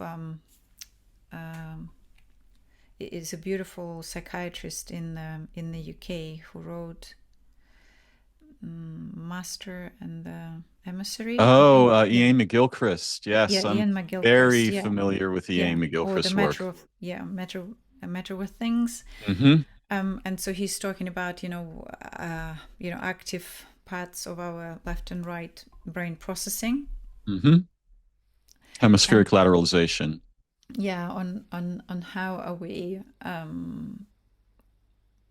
perhaps how being in a particular state brings forth or activates certain part of our perceptual ability, or how we navigate the world at the time of that experience. Mm-hmm. And so I'm interested with more and more of that. Looking into this time and space, and how come we feel we're separate. I feel we are told, well, like Ramdas, Dr. Richard Alpert, who was the, clinical psychologist at Harvard that then became Ramdas. Mm. And so he said is that, where was I going with that? So he was talking about that we are told who we are, Mm-hmm. in the book that he wrote, Becoming Nobody, about, stripping all of that as far as we can, and appreciating that actually it's something that we are wearing, rather than it's something that is necessarily us. It's Mm-hmm. fashionable at the time. He doesn't use that word, but he used, like the vehicle we are in, the Right. spacesuit we are in. And often he would ask, looked in somebody and said, "How did you get in there? Into this suit, or Right. how come you got into this Chevrolet?" Or and and so the experiences, I had some experiences in family constellation where I felt this, which by reading other experiences and how other people interpret it's almost like I had the experience, but then I have to see what could that be. Hmm. How Yes. what you almost like what I've come to understand is that I have to internally rest with that, like agree with that. It feels comforting, and that's the inner knowing that I'm taking forward. But when there is a judging conversation trying to say, yes, it's true, this might not be true, then I haven't arrived yet somewhere where I could you know not let go, but like work with from there. And the experience I had was nothing that I could explain that I'm hallucinating. But by then I would have had done so many family constellation, and I've seen so many things with people, and how they change and what they say, and how incredible. How could people know? They don't have special abilities, they don't have extrasensory perception, and yet they feel the physical health problems in somebody else. Hmm. They are able to tell words that that other person wanted to hear all of their life, or Right. they speak with quality or language, or they behave, they stand, they look just like whoever they're meant to be in a family constellation. Right. And my question was is that how can I want to meet my soul, like concept of a soul, what is a soul? And again, consciousness and being conscious in psychology, in clinical psychology, is one thing, and the Eastern philosophy is something else. Hmm. So again, we're navigating these concepts on how we talk about. And so I had my notion, what soul might be, or what I have Hmm. read, what I have talked about, but Sure. yet we're not. It's almost like the expectation, at least that I am, in the Western culture, is that almost like you're not meant to discover it for yourself. You have to confirm somebody's perception, or let's say that the soul is something that comes into the body. For example, there are many right concepts of that. So I had Hmm. a concept, yeah, of what the soul is. And so I was Hmm. coming to meet or to communicate directly, but more with I was more interested, not a soul, but a spirit. I wanted to have something more, that exists beyond and wider in my conceptual framework, yeah, at the time. Hmm. And so I'm walking towards my spirit, and there's a person who is actually my teacher, um, and and the world around me, or the space around me, the very familiar room, changes, altogether, and it becomes a field of light with, I would say, like sometimes there is big pollen from trees, that this Hmm. very big fluff, so it felt like it's just magnificent light, and it's full of this fluffy lights, and there are many, many of them, and all is very clear that I am one, and we know everything. We don't need to think, we don't need to conceptualize any question I have, there's an answer. I don't need to think what they would think if I would think. I, Right. all that mind dialogue that is very straining. When you're conversing, you have to put on all these filters and to make sure that the other person understands and you don't do anything wrong, you don't offend them, you know, like all of that, you know, supposed to. Mm-hmm. It suddenly disappeared. Right. And it's such a feeling of that you have, you know, like other people would describe it, and it's hard to put into words some of these experiences, but I would say it's an experience of that the closest that I could relate to that people would also describe is that you don't need to be anybody. You don't need to be anything special. You are who you are, and you are part of this oneness, and you are home. You know, this is what people explain, and it's really hard to say, what does it mean you're home? But it's not a physical home. It's not the place where you can rest, but people call it home. But it's a place where there's nothing needs to be changed. There's Mm. nothing need to be altered. There's Mm-hmm. nothing to be adjusted. There's nothing to be added. And there's nothing to be um, superior about or inferior, or there's no measurement. There's just it's almost like something like bursts into space where you can just be. And it's, I don't know if we experience that as children, but and we forget that we come with this knowing, Mm-hmm. and then it slowly, you know, we become what we, you know, supposed to be and see and do and think and become. But I actually fell into quite a deep depressive state, you know, after that, because I was like, why am I here? You know, like, if this is where we come from, why on earth we're here? Mm. You know, it Mm-hmm. it felt like I want to be there. I don't want to Mm-hmm. be here Sure. because it's because um there's so much unnecessary action, you know, Yeah. like, and that aspect of non-doing when you read, you know, Eastern philosophy, Mm-hmm.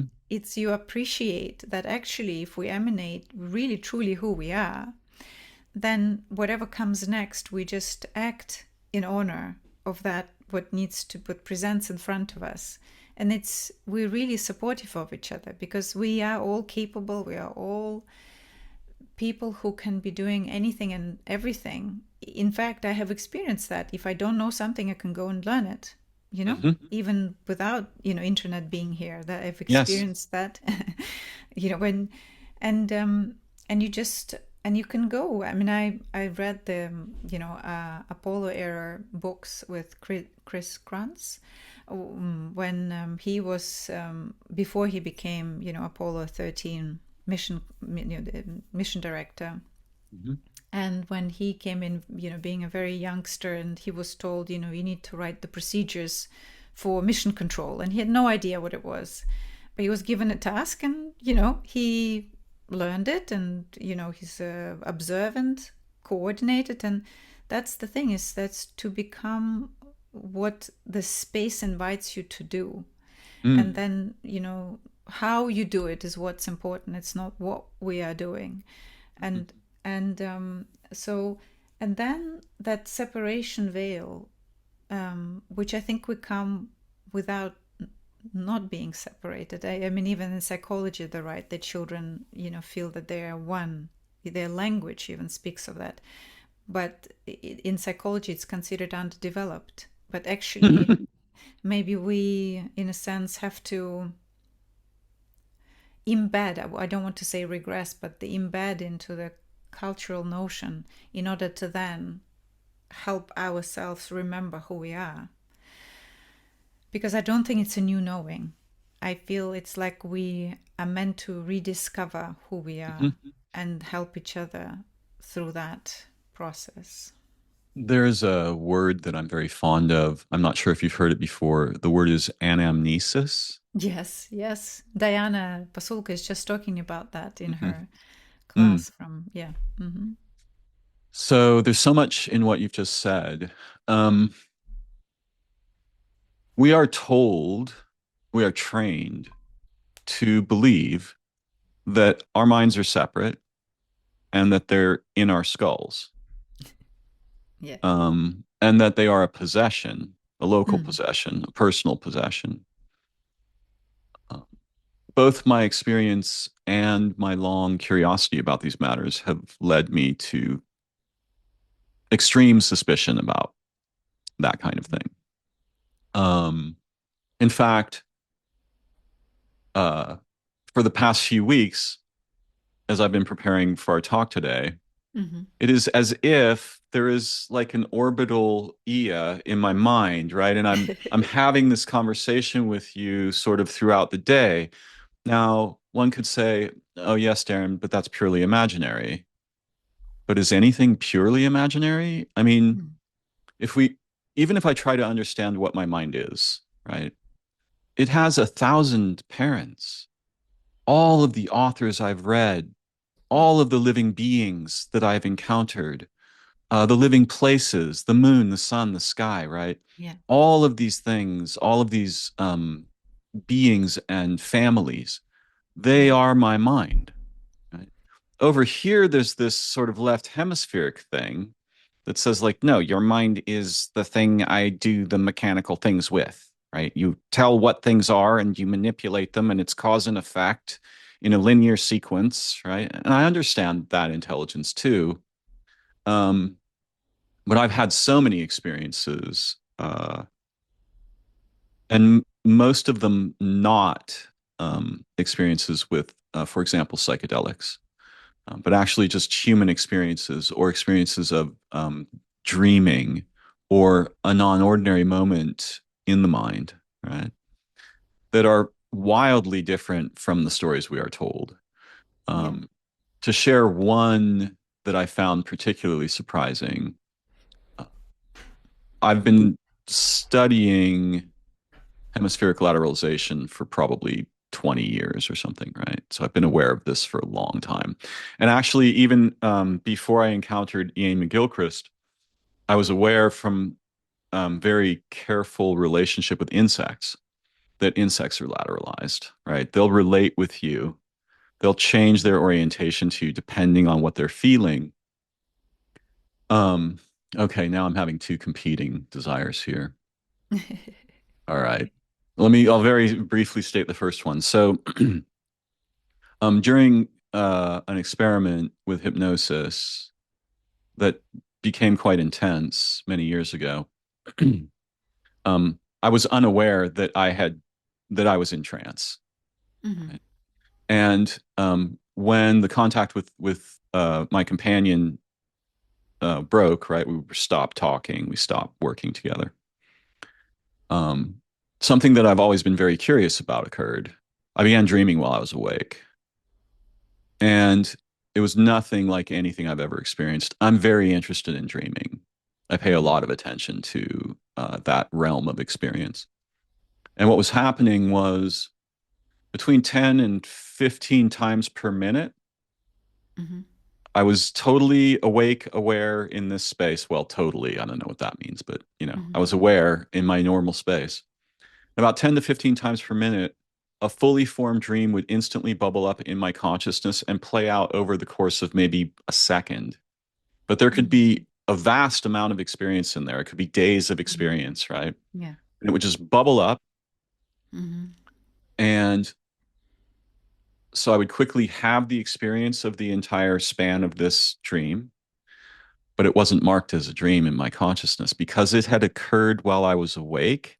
It was Mm-hmm. marked as something that took place in the waking world. It was Mm-hmm. marked as an actual experience I'd had while awake. Mm-hmm. And I think the implications of that are very profound, right? Of Because course. Yeah. apparently in awareness or in consciousness, something can be tagged somehow. It never occurred to me that I could have a dream that would be tagged as an actual waking experience. Mm. Um, so then, okay, this is something I've wanted to chase with you. How are we doing on time, by the way? I want to We're be okay. okay. I We're want to be fine. Yeah. respectful. Great. Yeah, it's fine.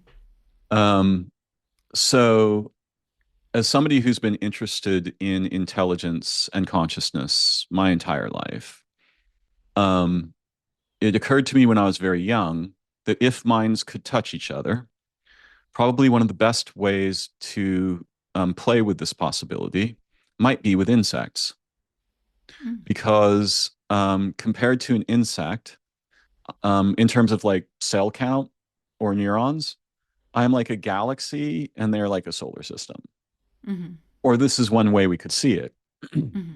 So if there were influence, perhaps a very large and very complex structure like a human being could relate with a much smaller, not necessarily less intelligent, but differently oriented being like an insect.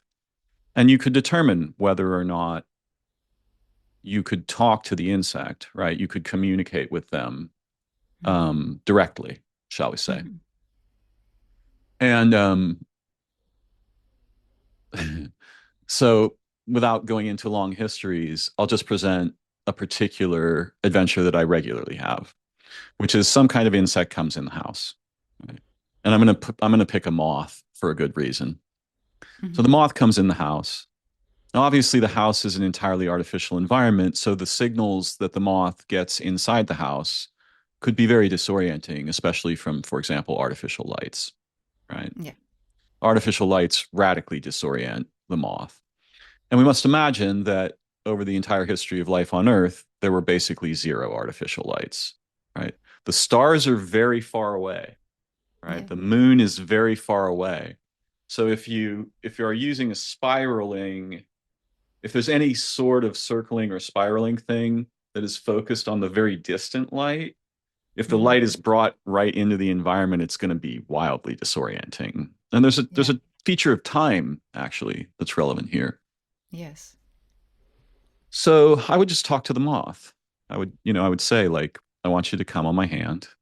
I will not hurt you. I know you are disoriented, right? With my heart too, not just my intellect. Yeah. And very quickly, I realized that something was happening with the moths, right?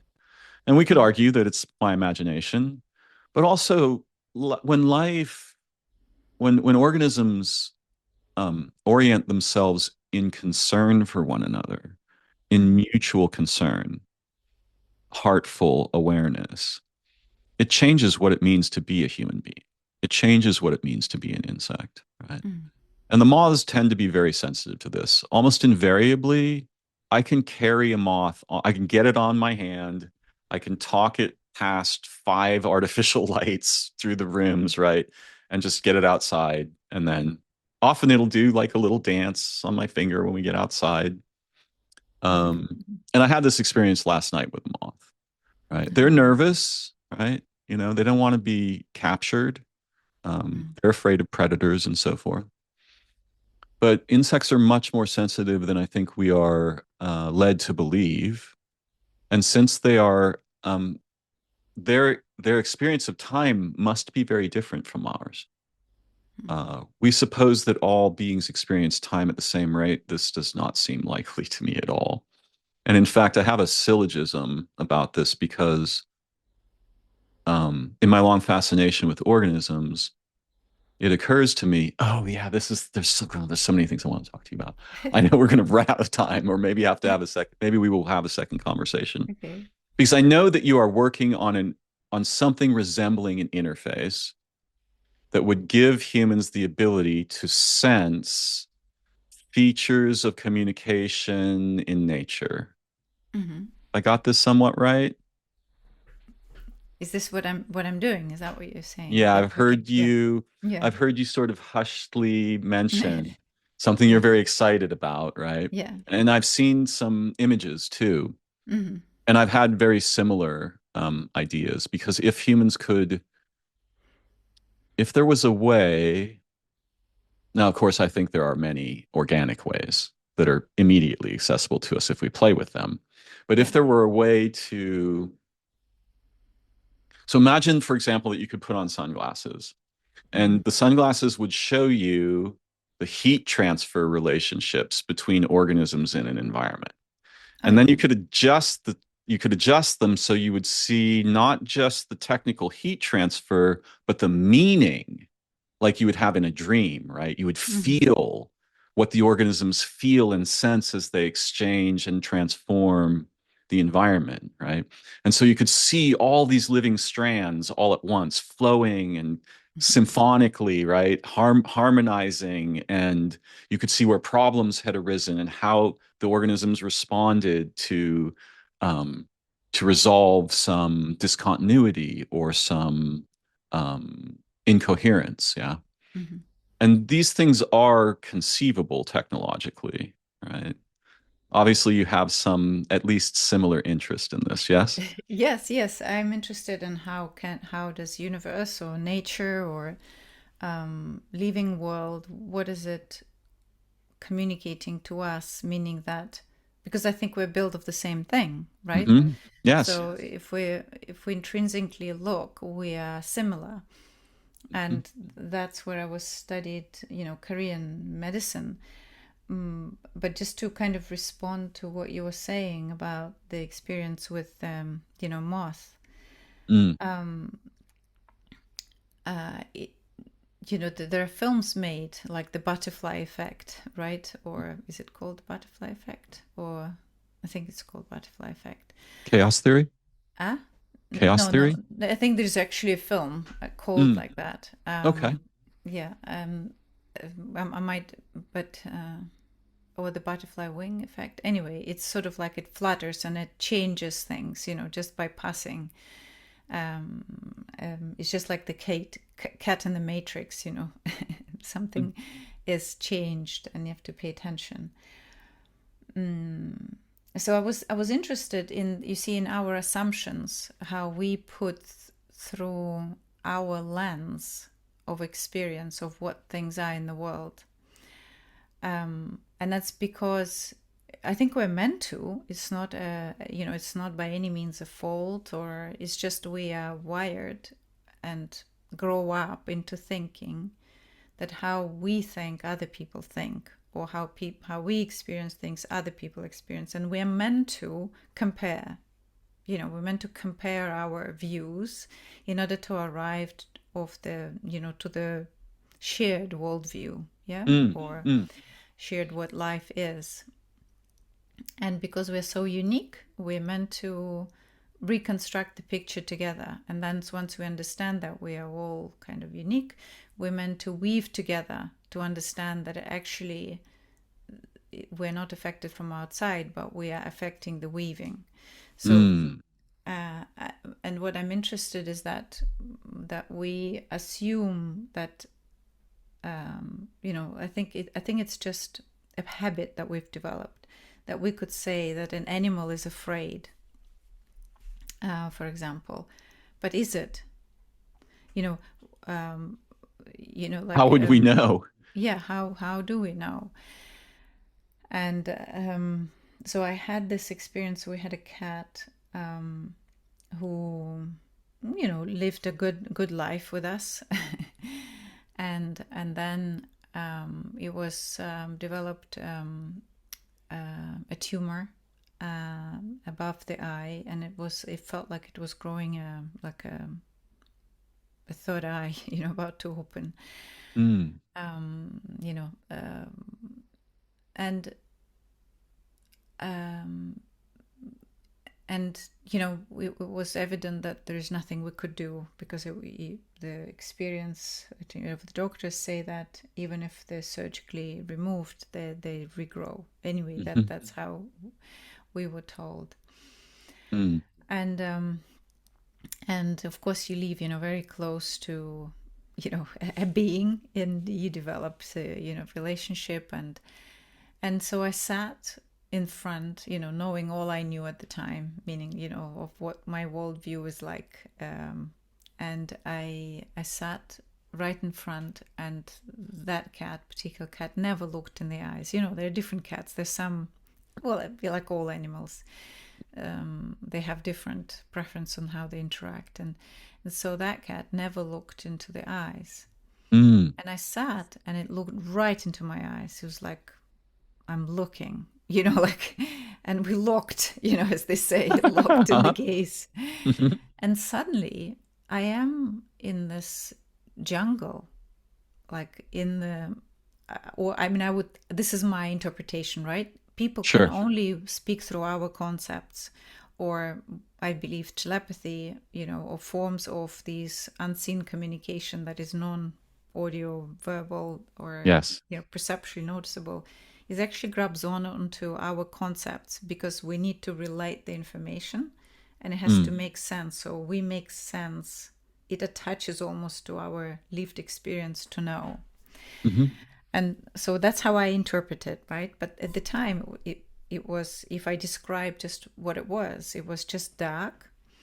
I would say, it's felt like dense forest, or it could be dense grass, from a cat's point of view. I don't know. But Sure. it felt like I was invited into that space, what the perception of the cat was. And it was a complete darkness, but I could also clearly see, um, like I would say see, but I would clearly know, yeah, of where Mhm. things are. Mhm. And my assumption was, like if it's dark, they would, let's say I'm a panther, and I would be, concerned about, another panther, I don't know, maybe whatever is in the forest, or for the cat, it would be, other cats, foxes, dogs, I don't know, owls, Sure. if they even a threat to them, but let's say there would be something. But and so in that moment I was there and I felt no fear. I had never experienced a state of no fear that I can remember, that I could actually, yeah, ex- that I could explicate, but that was an absolute presence in the moment and an absolute calmness. There were, and I would say no fear. I would interpret this, and there were no expectation that something next is going to happen. It's Mm. really being present in the moment. So Mhm. again, I'm grabbing onto the concept Sure. of what that means when there is no expectation. You don't need to plan for future. Mhm. And as a person working in a safety critical environment, you work with people who plan for the worst. They Mhm. train for the worst, Right. so that when it happens, they know what to do. Mhm. And here, again, like in that space in family constellation where I've experienced, this oneness, it was here that was experience of there was no there was no expectation. There was just pure presence and sounds and richness and colors and textures and smells, and it was just so rich, so I would say it was calm. And I was just like, is that what animals feel like, in the moment? And it's sort of like, and we live in perpetual fear and constructions of the future, Mhm. and deconstructing the past Mhm. and seeing how if I don't do this or if I don't resolve this will happen. And so I've been, kind of gifted or granted, or have had that opportunity to have these glimpses of this awareness through somebody else, which was a really, I think I was very interested in that from, growing up, on how people experience the world. And that was just, I, I, and it was so visceral that I could Mm. be there in a moment, in that space. And I feel that for us is to learn to contemplate states, and in martial art, or at least in history and stories, and things that I heard about what these masters, in Shaolin, Mm. and ninjas, and everything that I was Yogis. explored, like as a child, on what they can do in the cities, the special abilities that they have. It feels like there is a particular state that of presence. It's not a state that is static, if it makes sense. We might Hmm. be, it's it's a dynamic perception, Yes. but it's a moment of letting it be. So in that way, it feels like a state, something that is permanent, if it makes sense. But it's so expansive, and it's so merging, and it's so omni allowing. And of course, if you look to any traditions and religions, even, there is that, that we have kind of we are to participate and not dictate, in a way. We are to kind of be available for what we're meant to be here for. Mm.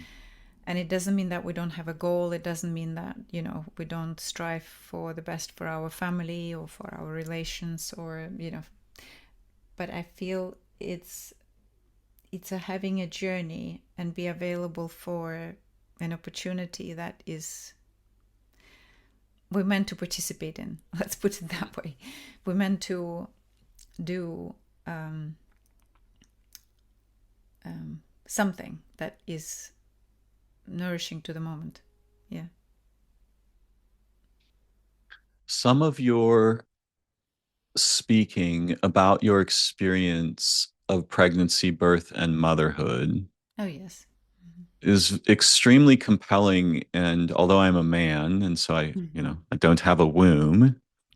Um, However, there's a strange correlation here, which is that I suspect it is my sense that there's a strong resemblance between vehicles, and particularly maybe space vehicles, and a kind of a womb, Mm. right? Because we are going to go to a different place in space and time inside this container, Mm-hmm. right? That will keep us alive during the transit. Mm-hmm. And often we'll do strange things like compress time or change time, Yeah. right? There's something very profound for me about that metaphor. But after listening to you, I had some insights. And I'm extremely curious. I'm always chasing little ways, new ways of seeing. Right? Yeah. And one of them was we have two suppositions. And one of them is that birth happened in the past and it's Mm-hmm. over now. Mm-hmm. I don't believe this.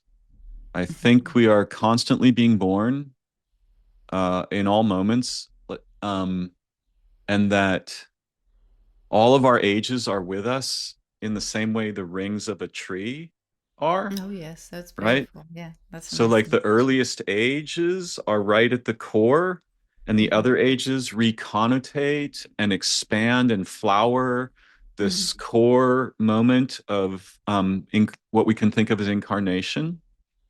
But one thing that occurred to me that had not occurred to me before I listened to you, and I Mm-hmm. hope you may find this intriguing, is what if, let's see, how can I say this? All right. Let us suppose that there is something that resembles a soul. Mm-hmm.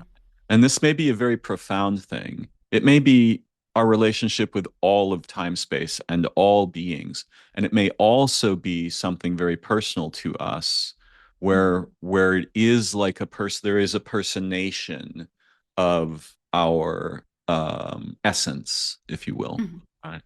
But suppose that the soul does not fully attach at birth.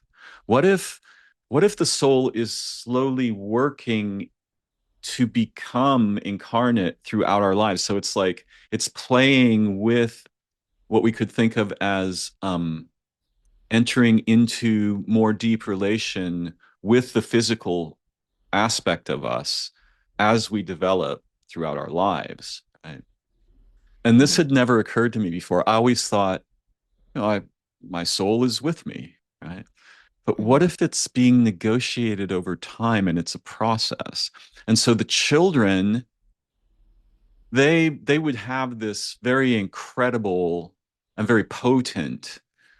This is the first moments of this relationship forging, and Yeah, this had never occurred to me. And somehow in listening to you, this idea popped up in my mind and I found it very provocative. What are your thoughts?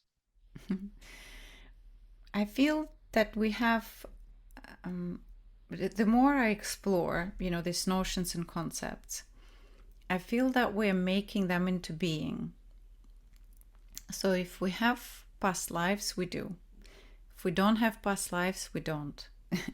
If we Mm. have a soul that attaches with us, it does. But people would have their own perception, and that's what I mean. I'm interested to see what people have conceptualized, and something sits with me, resonates with me, literally.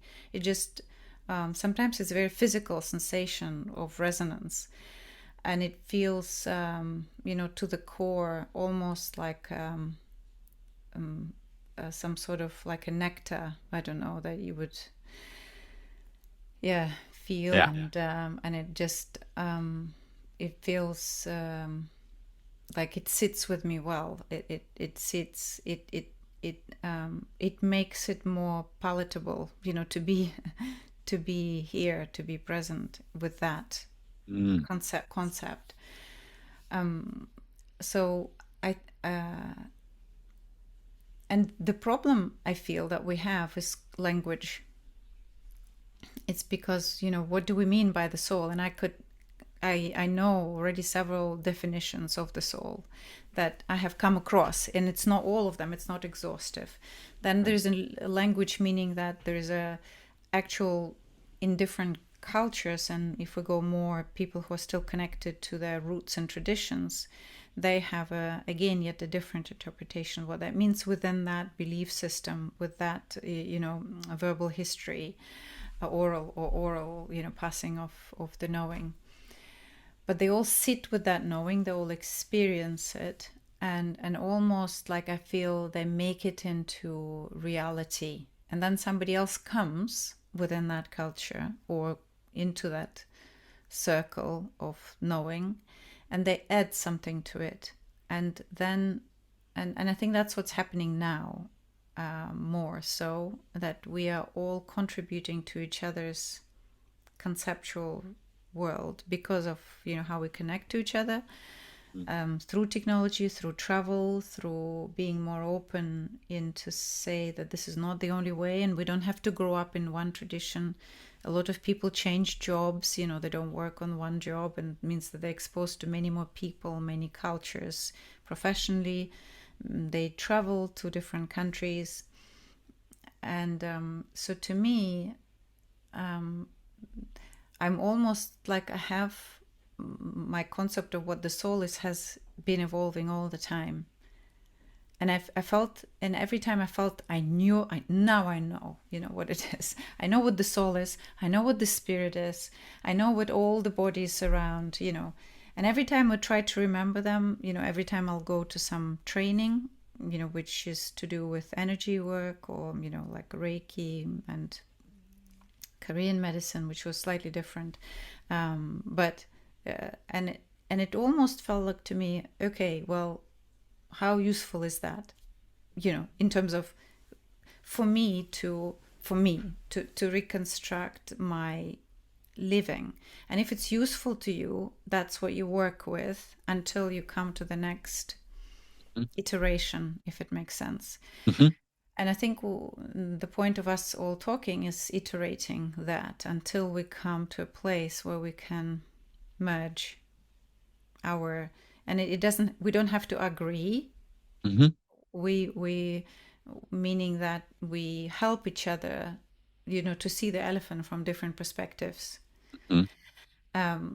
And so what you're saying, it does feel like that almost, and you could say it like sometimes we have glimpses of who we are, right? It's almost like maybe we have a full access when we're small, but we can't articulate it. Mm-hmm. And we don't have the mechanism unless there are children now, like in telepathy tapes, right? With Right. what is Kai Dickens popularizing, Diana Hennessy's Powell's work, the professor who works with children on autistic spectrum and savant syndrome.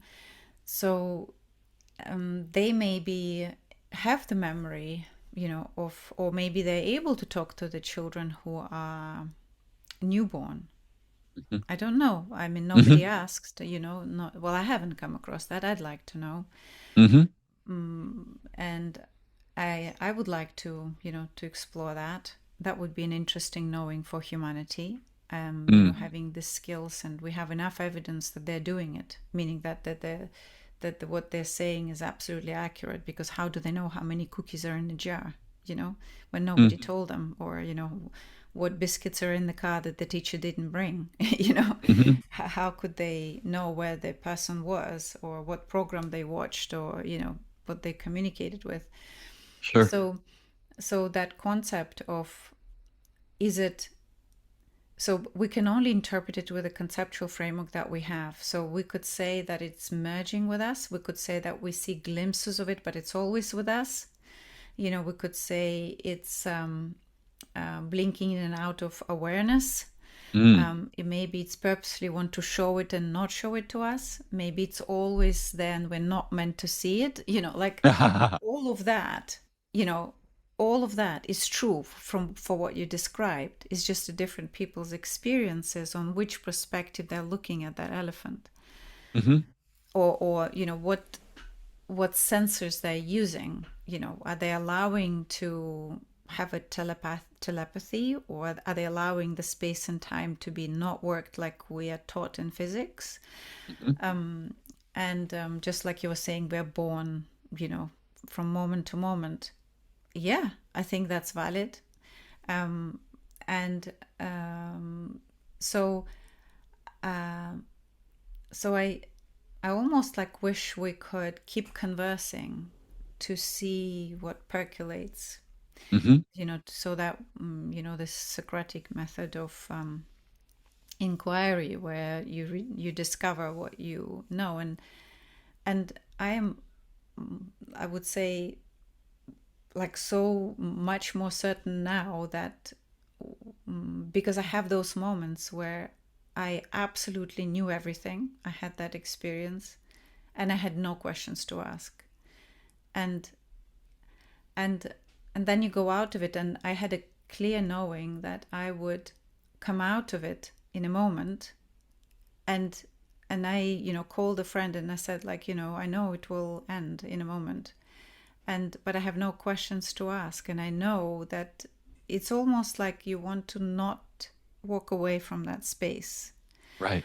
um, and also there's an absolute certainty that is going to, for now, Mhm. contemporary, well, temporarily, not temporarily, Fade. be, yeah, it It will will fade. fade. Yeah. and and yet there is a deeper knowing that it's available. But from my, let's say, Dr. Iya Whiteley doesn't know how to access it. But maybe, Iya, that is, doesn't know her name, always knew. Mm. um, and so it's, and if we know, if, like, in hypnosis, for example, I'm talking about more traditional, Western knowing, that we can access, we can immerse people in all the memories available.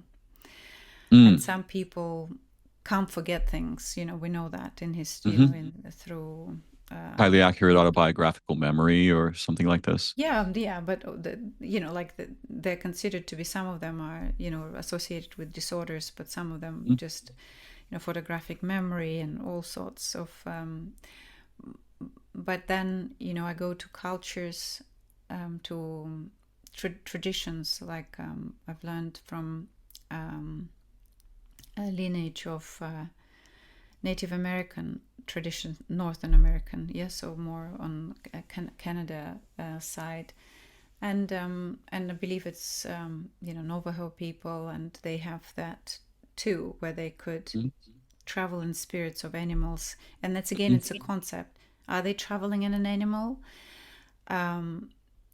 Is it something that is easy for us to visualize and know? But the point is that I see other, cultures use similar modalities, arriving to the same information. Yes. Um, and I'm interested. I almost like it's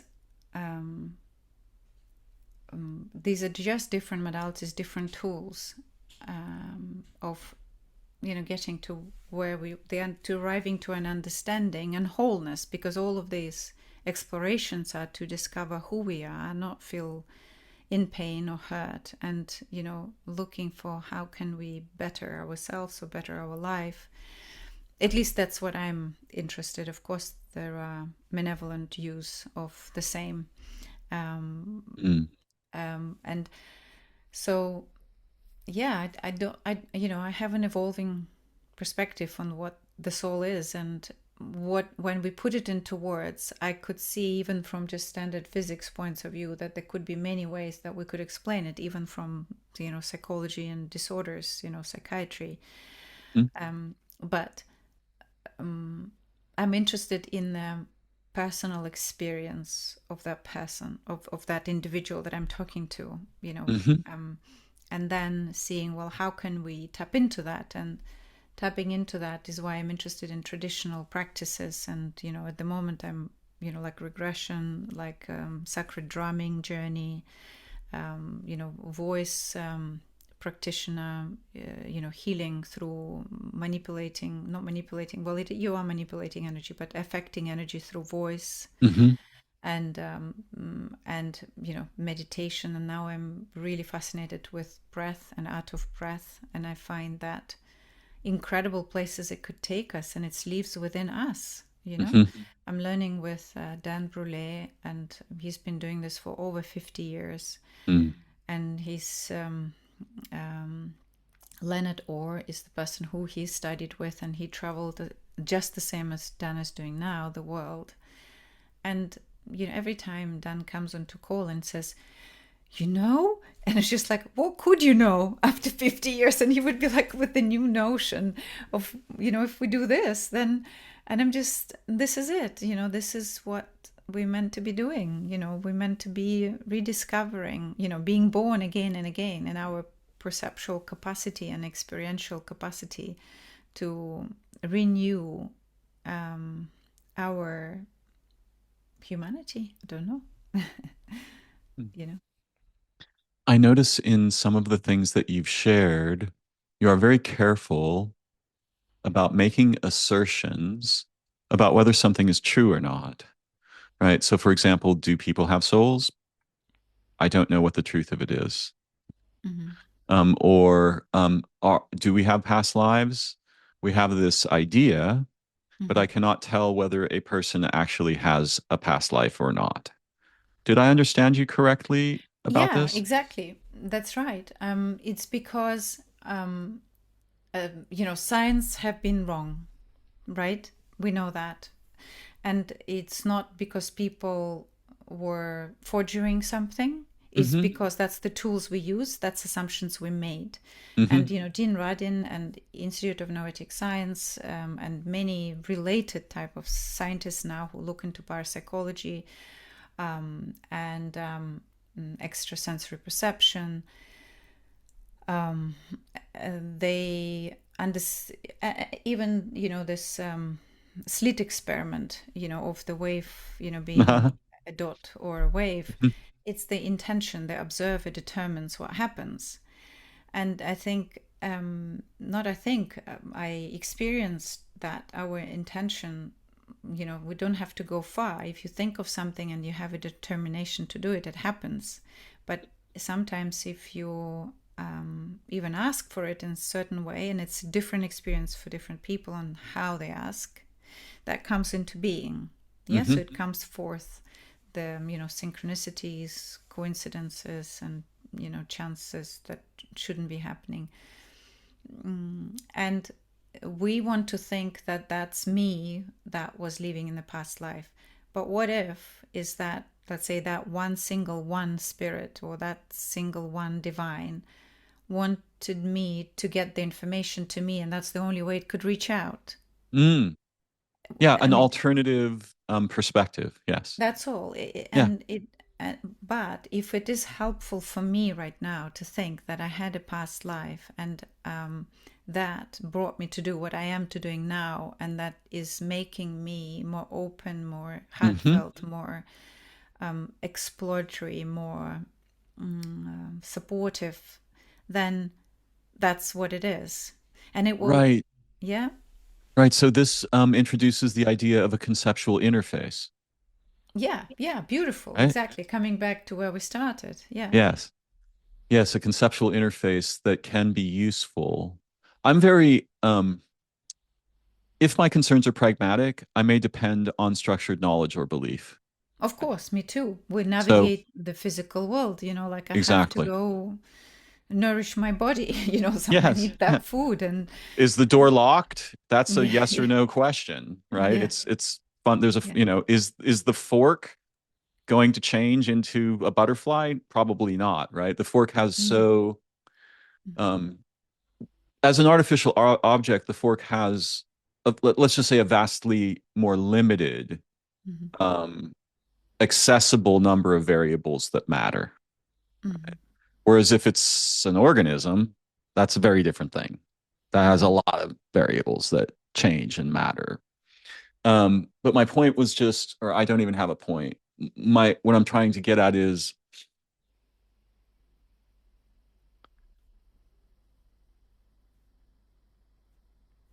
I'm pretty cautious about belief. Mhm. Often I find my beliefs are somewhat blinding, or they can inhibit my capacity to sense. I'm similarly cautious about knowledge, the structured knowledge that has been established previously. There are situations in which I will absolutely rely upon that. And I've been a fan of science my whole life, although I'm a little more skeptical these days than I was when I was younger. Because science, in a way, can become defensive of dogma, and this is problematical and just is not really in the spirit of scientific discovery and what enlightenment, shall we say?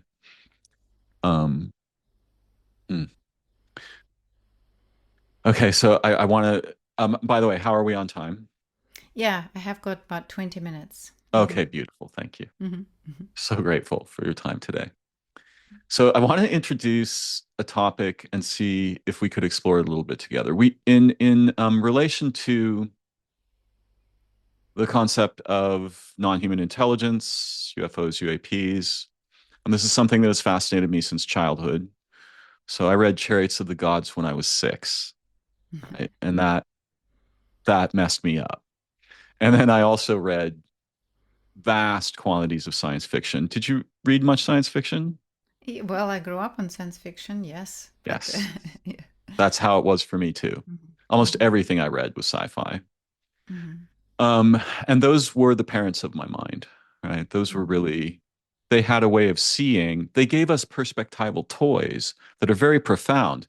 It's not about whether they're true or not, right? It's not about whether you believe it or not.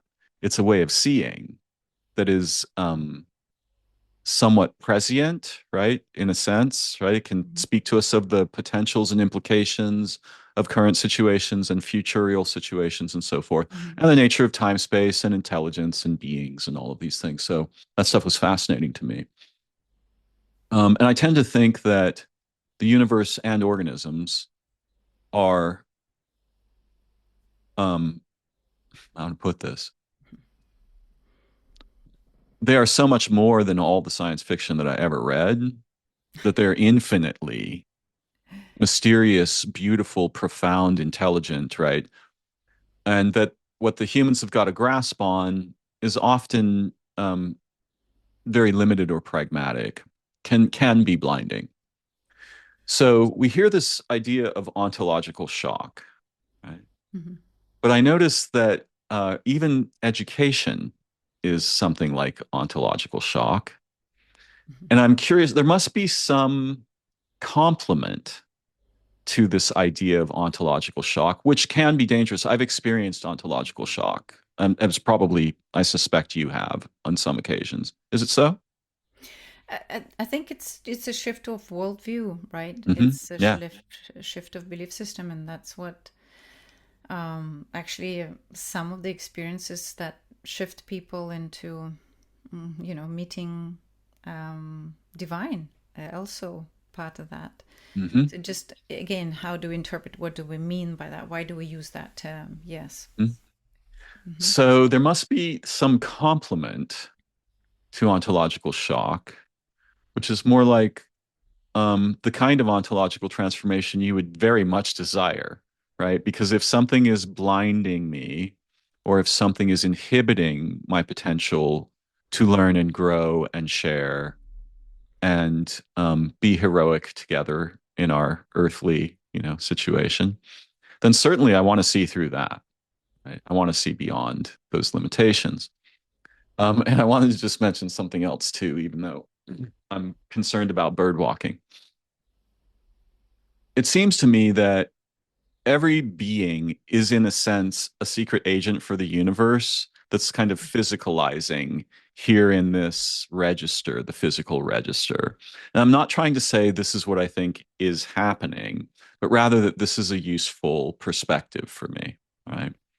And at the same time, I think we're engaged in a kind of a detective story, right? Because the history of our species is fraught with strange and seemingly unnecessary problems that I think the children come hoping to explore and get the clues for and sort of, find a resolution to in some way. Not in the sense of trying to punish the perpetrator, but maybe in the sense of trying to resolve the origin of the problem so that we don't all have to keep experiencing it this way, something like that. And I remember you talking about astronauts going to the launch pad and feeling like superhuman, right? And I wonder, do you suppose, in your common ways of thinking, do you think that we are really just humans? Or do you think that we are something vastly more than human, having a human experience? Or how do you usually like to see this? I had an evolving beliefs, I would say. I and I think some of us can remember how we were children, and how I guess our belief system is constructed in a way. Hmm. But I think it's a retrospective view that might be affected by how I see things now. That And makes sense. yeah, and I grew up where, in a sense, I was lucky. I would say I feel really fortunate to have access to that martial art, philosophy and training. But equally, the church was not quite accessible, but people were going to church, and my grandmother took me to church, and I Mhm. was exposed to that. Her strong prayer and her strong connection that she felt that she wanted me to experience as well. And I'm more leaned into Eastern philosophy, but having very concrete presence of I guess Orthodox upbringing. Mhm. I lived in Muslim countries. I lived in also very Orthodox places and mixed cultures, including companies. Like working at the European Space Agency in Cologne. We have all Europe and visits from other countries or continents even. And to me, I think, literally think, if I think about this, but also I there is this element that you touched on, supposed to see this way.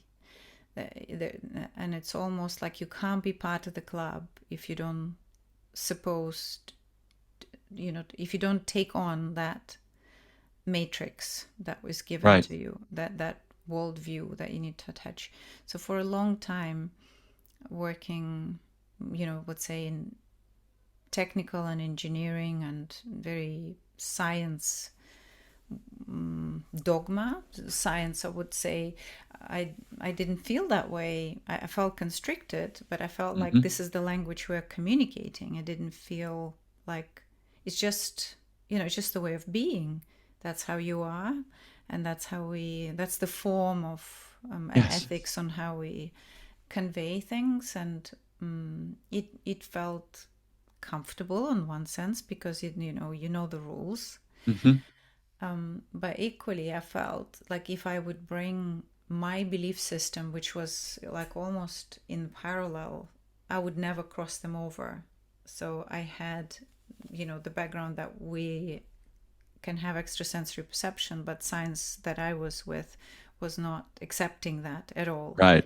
The UAP or UFO or parapsychology or people who can sense and see ghosts and feel energy was not part of the vocabulary, or you're supposed to not talk about this Right. because it's in a sense it's true because you don't have a language for it. So what methods would you use if to how you can converse? We almost like we didn't grow up to use that machinery, I would say, the way of Mm. looking at it. Okay. And I kept those two camps, you know, of thinking Separate. apart, Yeah. almost like I had a thinking hat and I had a sensing hat. And Hmm. for a long time, I wouldn't talk about the two together. Mm. Um, uh, and it felt like if I would bring the sensing, that will diminish the credibility, that will Hmm. diminish the rigor, Hmm. the what we agreed to do. Hmm. Um, and But the more I look into it, my what really resonates with me is that we are all creating this experience for each other. Mm. And um, and the problem is that we might have these extraordinary experiences, but we interpret them through the conceptual lens that we are at the time. Hmm. And That's so true. that's why I would say, if there is such a way of looking at spiritual psychology, which is also kind of undefined field, and we're now defining it in other universities and institutions. But it almost like the ontological shock, or what we describe as ontological shock, it's a shift of worldview, and suddenly things that you have had that you didn't pay attention to and didn't consider important or discard them completely, they all make sense, they all line up. And something that someone told you, something you've read, and you start suddenly to reconsidering, and it's like all these cogs are shifting, and that kaleidoscope is out of whack, and you have to make it all make sense. And instead of just enjoying, being curious in that adventure of what that new movie is going to teach me, like that new part of, I don't know, Star Trek or Star Wars or Dune, or Mm. Solaris is another one. Oh, I've Yeah, that's a book I read when I was 13 and it deeply, deeply affected me. But yeah, I took those things very seriously. I didn't yeah, think of them as fantasy, really at all. I thought of them yeah, as glimpses of what is probably going on, right? yeah. Those were my prophets. Those were my priests and priestesses, you know? But that's Oh it. yeah, That's what I Lamb. mean. Yeah. Solaris is crazy. I love it. And the Tarkovsky film Yes. particularly, Yeah. right? I was actually Yeah. been rewatching it because I heard you mention it. Yeah. Yeah. Oh God, yeah, I Yeah. love that thing. Yeah. And No, yeah, please continue. so yeah. So all of that is, I feel all of that uh, is, I think we're meant to reconstruct. We're meant to have an onset of ontological shock, so Yes. that we could almost like we could, if there is a timeline and there are past life, or if we could take another concept that it's all happening at the same time, and we are all trying to wake up at the same time, as Mm. one. Mm-hmm. And there's a beautiful analogy that I was in Australia now with my mom. She came to visit, and we went to a penguin island. And there were these tiny penguins. They're protected, and we had to be. There's a special board constructed above, and we had to get to that walkway before the penguins come back from hunting in the sea. Mm. And I think it was before sunrise, so we had to be there really early, I think. And we had to be really quiet at the time when the light comes back, and because it's not to interfere and with their environment and Mm-hmm. ecology.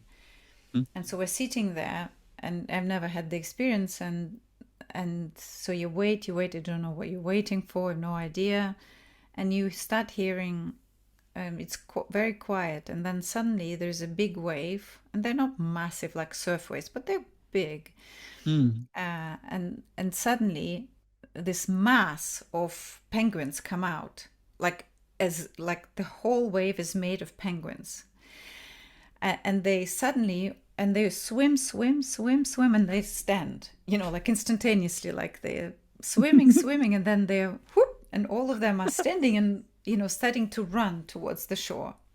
And so you're seeing this collapsing wave, that it's changing its shape and running, and obviously they're a bit awkward, not as agile swimmers, Mm. and all this wave is running to the shore, and there's a moment when nearly all of them turn around and they look, and if there's any penguin that's been taken out by the water, they all run back and try again. And they try again and again until the majority of them come out, leaving only one or two in the water. And so they, and it's almost like, it feels like that's my experience, is that we're giving this jolts of opportunity, of send ripples to each other, so we can all at some point come into synchronicity and wake up Yes. together. Yes, yes. In nature, this has become much more clear to me over maybe the past 5 or 6 years. Synchronization is everything. When Mm, that breaks down, the workload skyrockets, right? mm, When the beings are synchronized, it's almost like they're hitchhiking on each other's um, history and future at the same time, and things just go much more smoothly. mm. Health is much better. Desynchronization, huge problem. Um, And I feel, to add to that, so my friend, that I worked very closely on a lot of human spaceflight project, she's a biologist, and specifically studying insect behavior, mm, but classical biology and animal behavior education, and I got fascinated because we worked. They designed a program to see how the nature solves problems. So to hmm develop principles, and they've devised, a matrix of how nature solves problems versus how humans solves problems. And there not is a similar. no, no, Not similar. yeah, Yeah. and there is they actually put it into numbers in terms of how different we solve, in terms of how the environment uses available resources and how we need to bring in resources. hmm This is how we tend to, resource dependent solutions. And as also me growing up, I felt this connection that everything around us, just like this question, not this, well, this question, it's not what you do, it's how you do it, but also that everything around us is like an answer to our question. And nature demonstrate to us, or maybe nature is us, yeah, and Yeah. that it demonstrates to us every time and invites us to explore together, and gives us hints all the time, but we seem to not pay attention, because of, where, what we've developed to be in this particular point in time. Mm. And so the nature, just like in that example, is abundant, and it's just like showing us all the time how to come into knowing. And so all of that is clues. And by reading their work, Olga Bogotyryova and Nikolai Bogotyryov, so they're like doctors of science, Olga is. Mm. And you read that and you're thinking, oh my God, there is so much we can learn from that. If Yes. we just, and it's not a complicated applying of a principle, Mm-mm. it's right evident. And I just love that. If we could do storytelling through that more and more, not to humanize the nature, but the reverse, to make it Yes. to really look through the eyes of nature, if there is such a thing, through the nature's experience. It Mm. has many clues for us, and we are just to perceive. Yeah. Yes, it strikes me that in my own experience of studying biology and observing and participating with organisms, um, there are peculiar problems in human knowledge systems that have to do with the primacy of the concept of separation. Mm-hmm. And we could imagine a different kind of sunglasses, right? Where if you tune them up, you just see the unity. You can see like they just enhance the unity until it's all you can see. And you realize, like, oh, these are all the same organism at the same time. And then when you turn them all the way down, all the unity is missing and it just looks like parts and functions, right? There's no more unity. And in many human knowledge systems, it's largely turned down, right? This Yeah. sort of way of seeing, so that we assert the separateness, the primacy of individuals, and so forth. Um, but we can. Nature invites us into a constant anamnesis, and she seems to solve problems synergistically, Yeah. um, and using by preserving the synchrony of the beings and relationships, not just in a single place, but maybe in the whole field as well. Yeah, I mean, it invites us to wake up every day, right? And to reconsider every night and let go. And, every opening of the flower, every wag of the tail, like, it's just, it's an invitation, it's just like what you began with your teacher, in pushing hand, Mm-hmm. that, it's a question, are you there? Are you Mm-hmm. interested? It's an invitation for exploration. Um, and yeah, I think it's an exercise to be in that awareness as often as we can, without being distracted. There are plenty of distractions, right? Yes, yes, I agree. Yeah. Mm. Is there anything you would like to share before we close or say? How are you feeling? I loved it. I loved the journey. I think we've Me dived too. into, weaved in and out of topics, and um, played with concepts and how we understand, and in a sense established how we can communicate. Sometimes, finding that, redefining things together, which I think is good. Mm. I'm very, very grateful, not just for our conversation, for that as well, but for the beauty of your spirit and your work in the world. It's so inspiring and so healing and refreshing. Um, I just absolutely celebrate your way of life and your way of learning and sharing and teaching and growing. Mm. And I'm hopeful that we might be able to have another conversation sometime in the future if you're open to that. Uh, Yeah, let's explore together. And I am only a product of people I've met, right? And so we are all, mm, I think, you say, open to an invitation, open to an invitation to, weave together I think that, so yeah, let's keep meeting and being open. Beautiful. Thank you so much. Yeah, with I wish gratitude. you a wonderful rest of your night, beautiful dreams, and amazing discoveries. Thank you, Darren, with gratitude to for you making this possible to converse. Oh, my deep pleasure and honor. Yeah. Bye bye for now. Bye.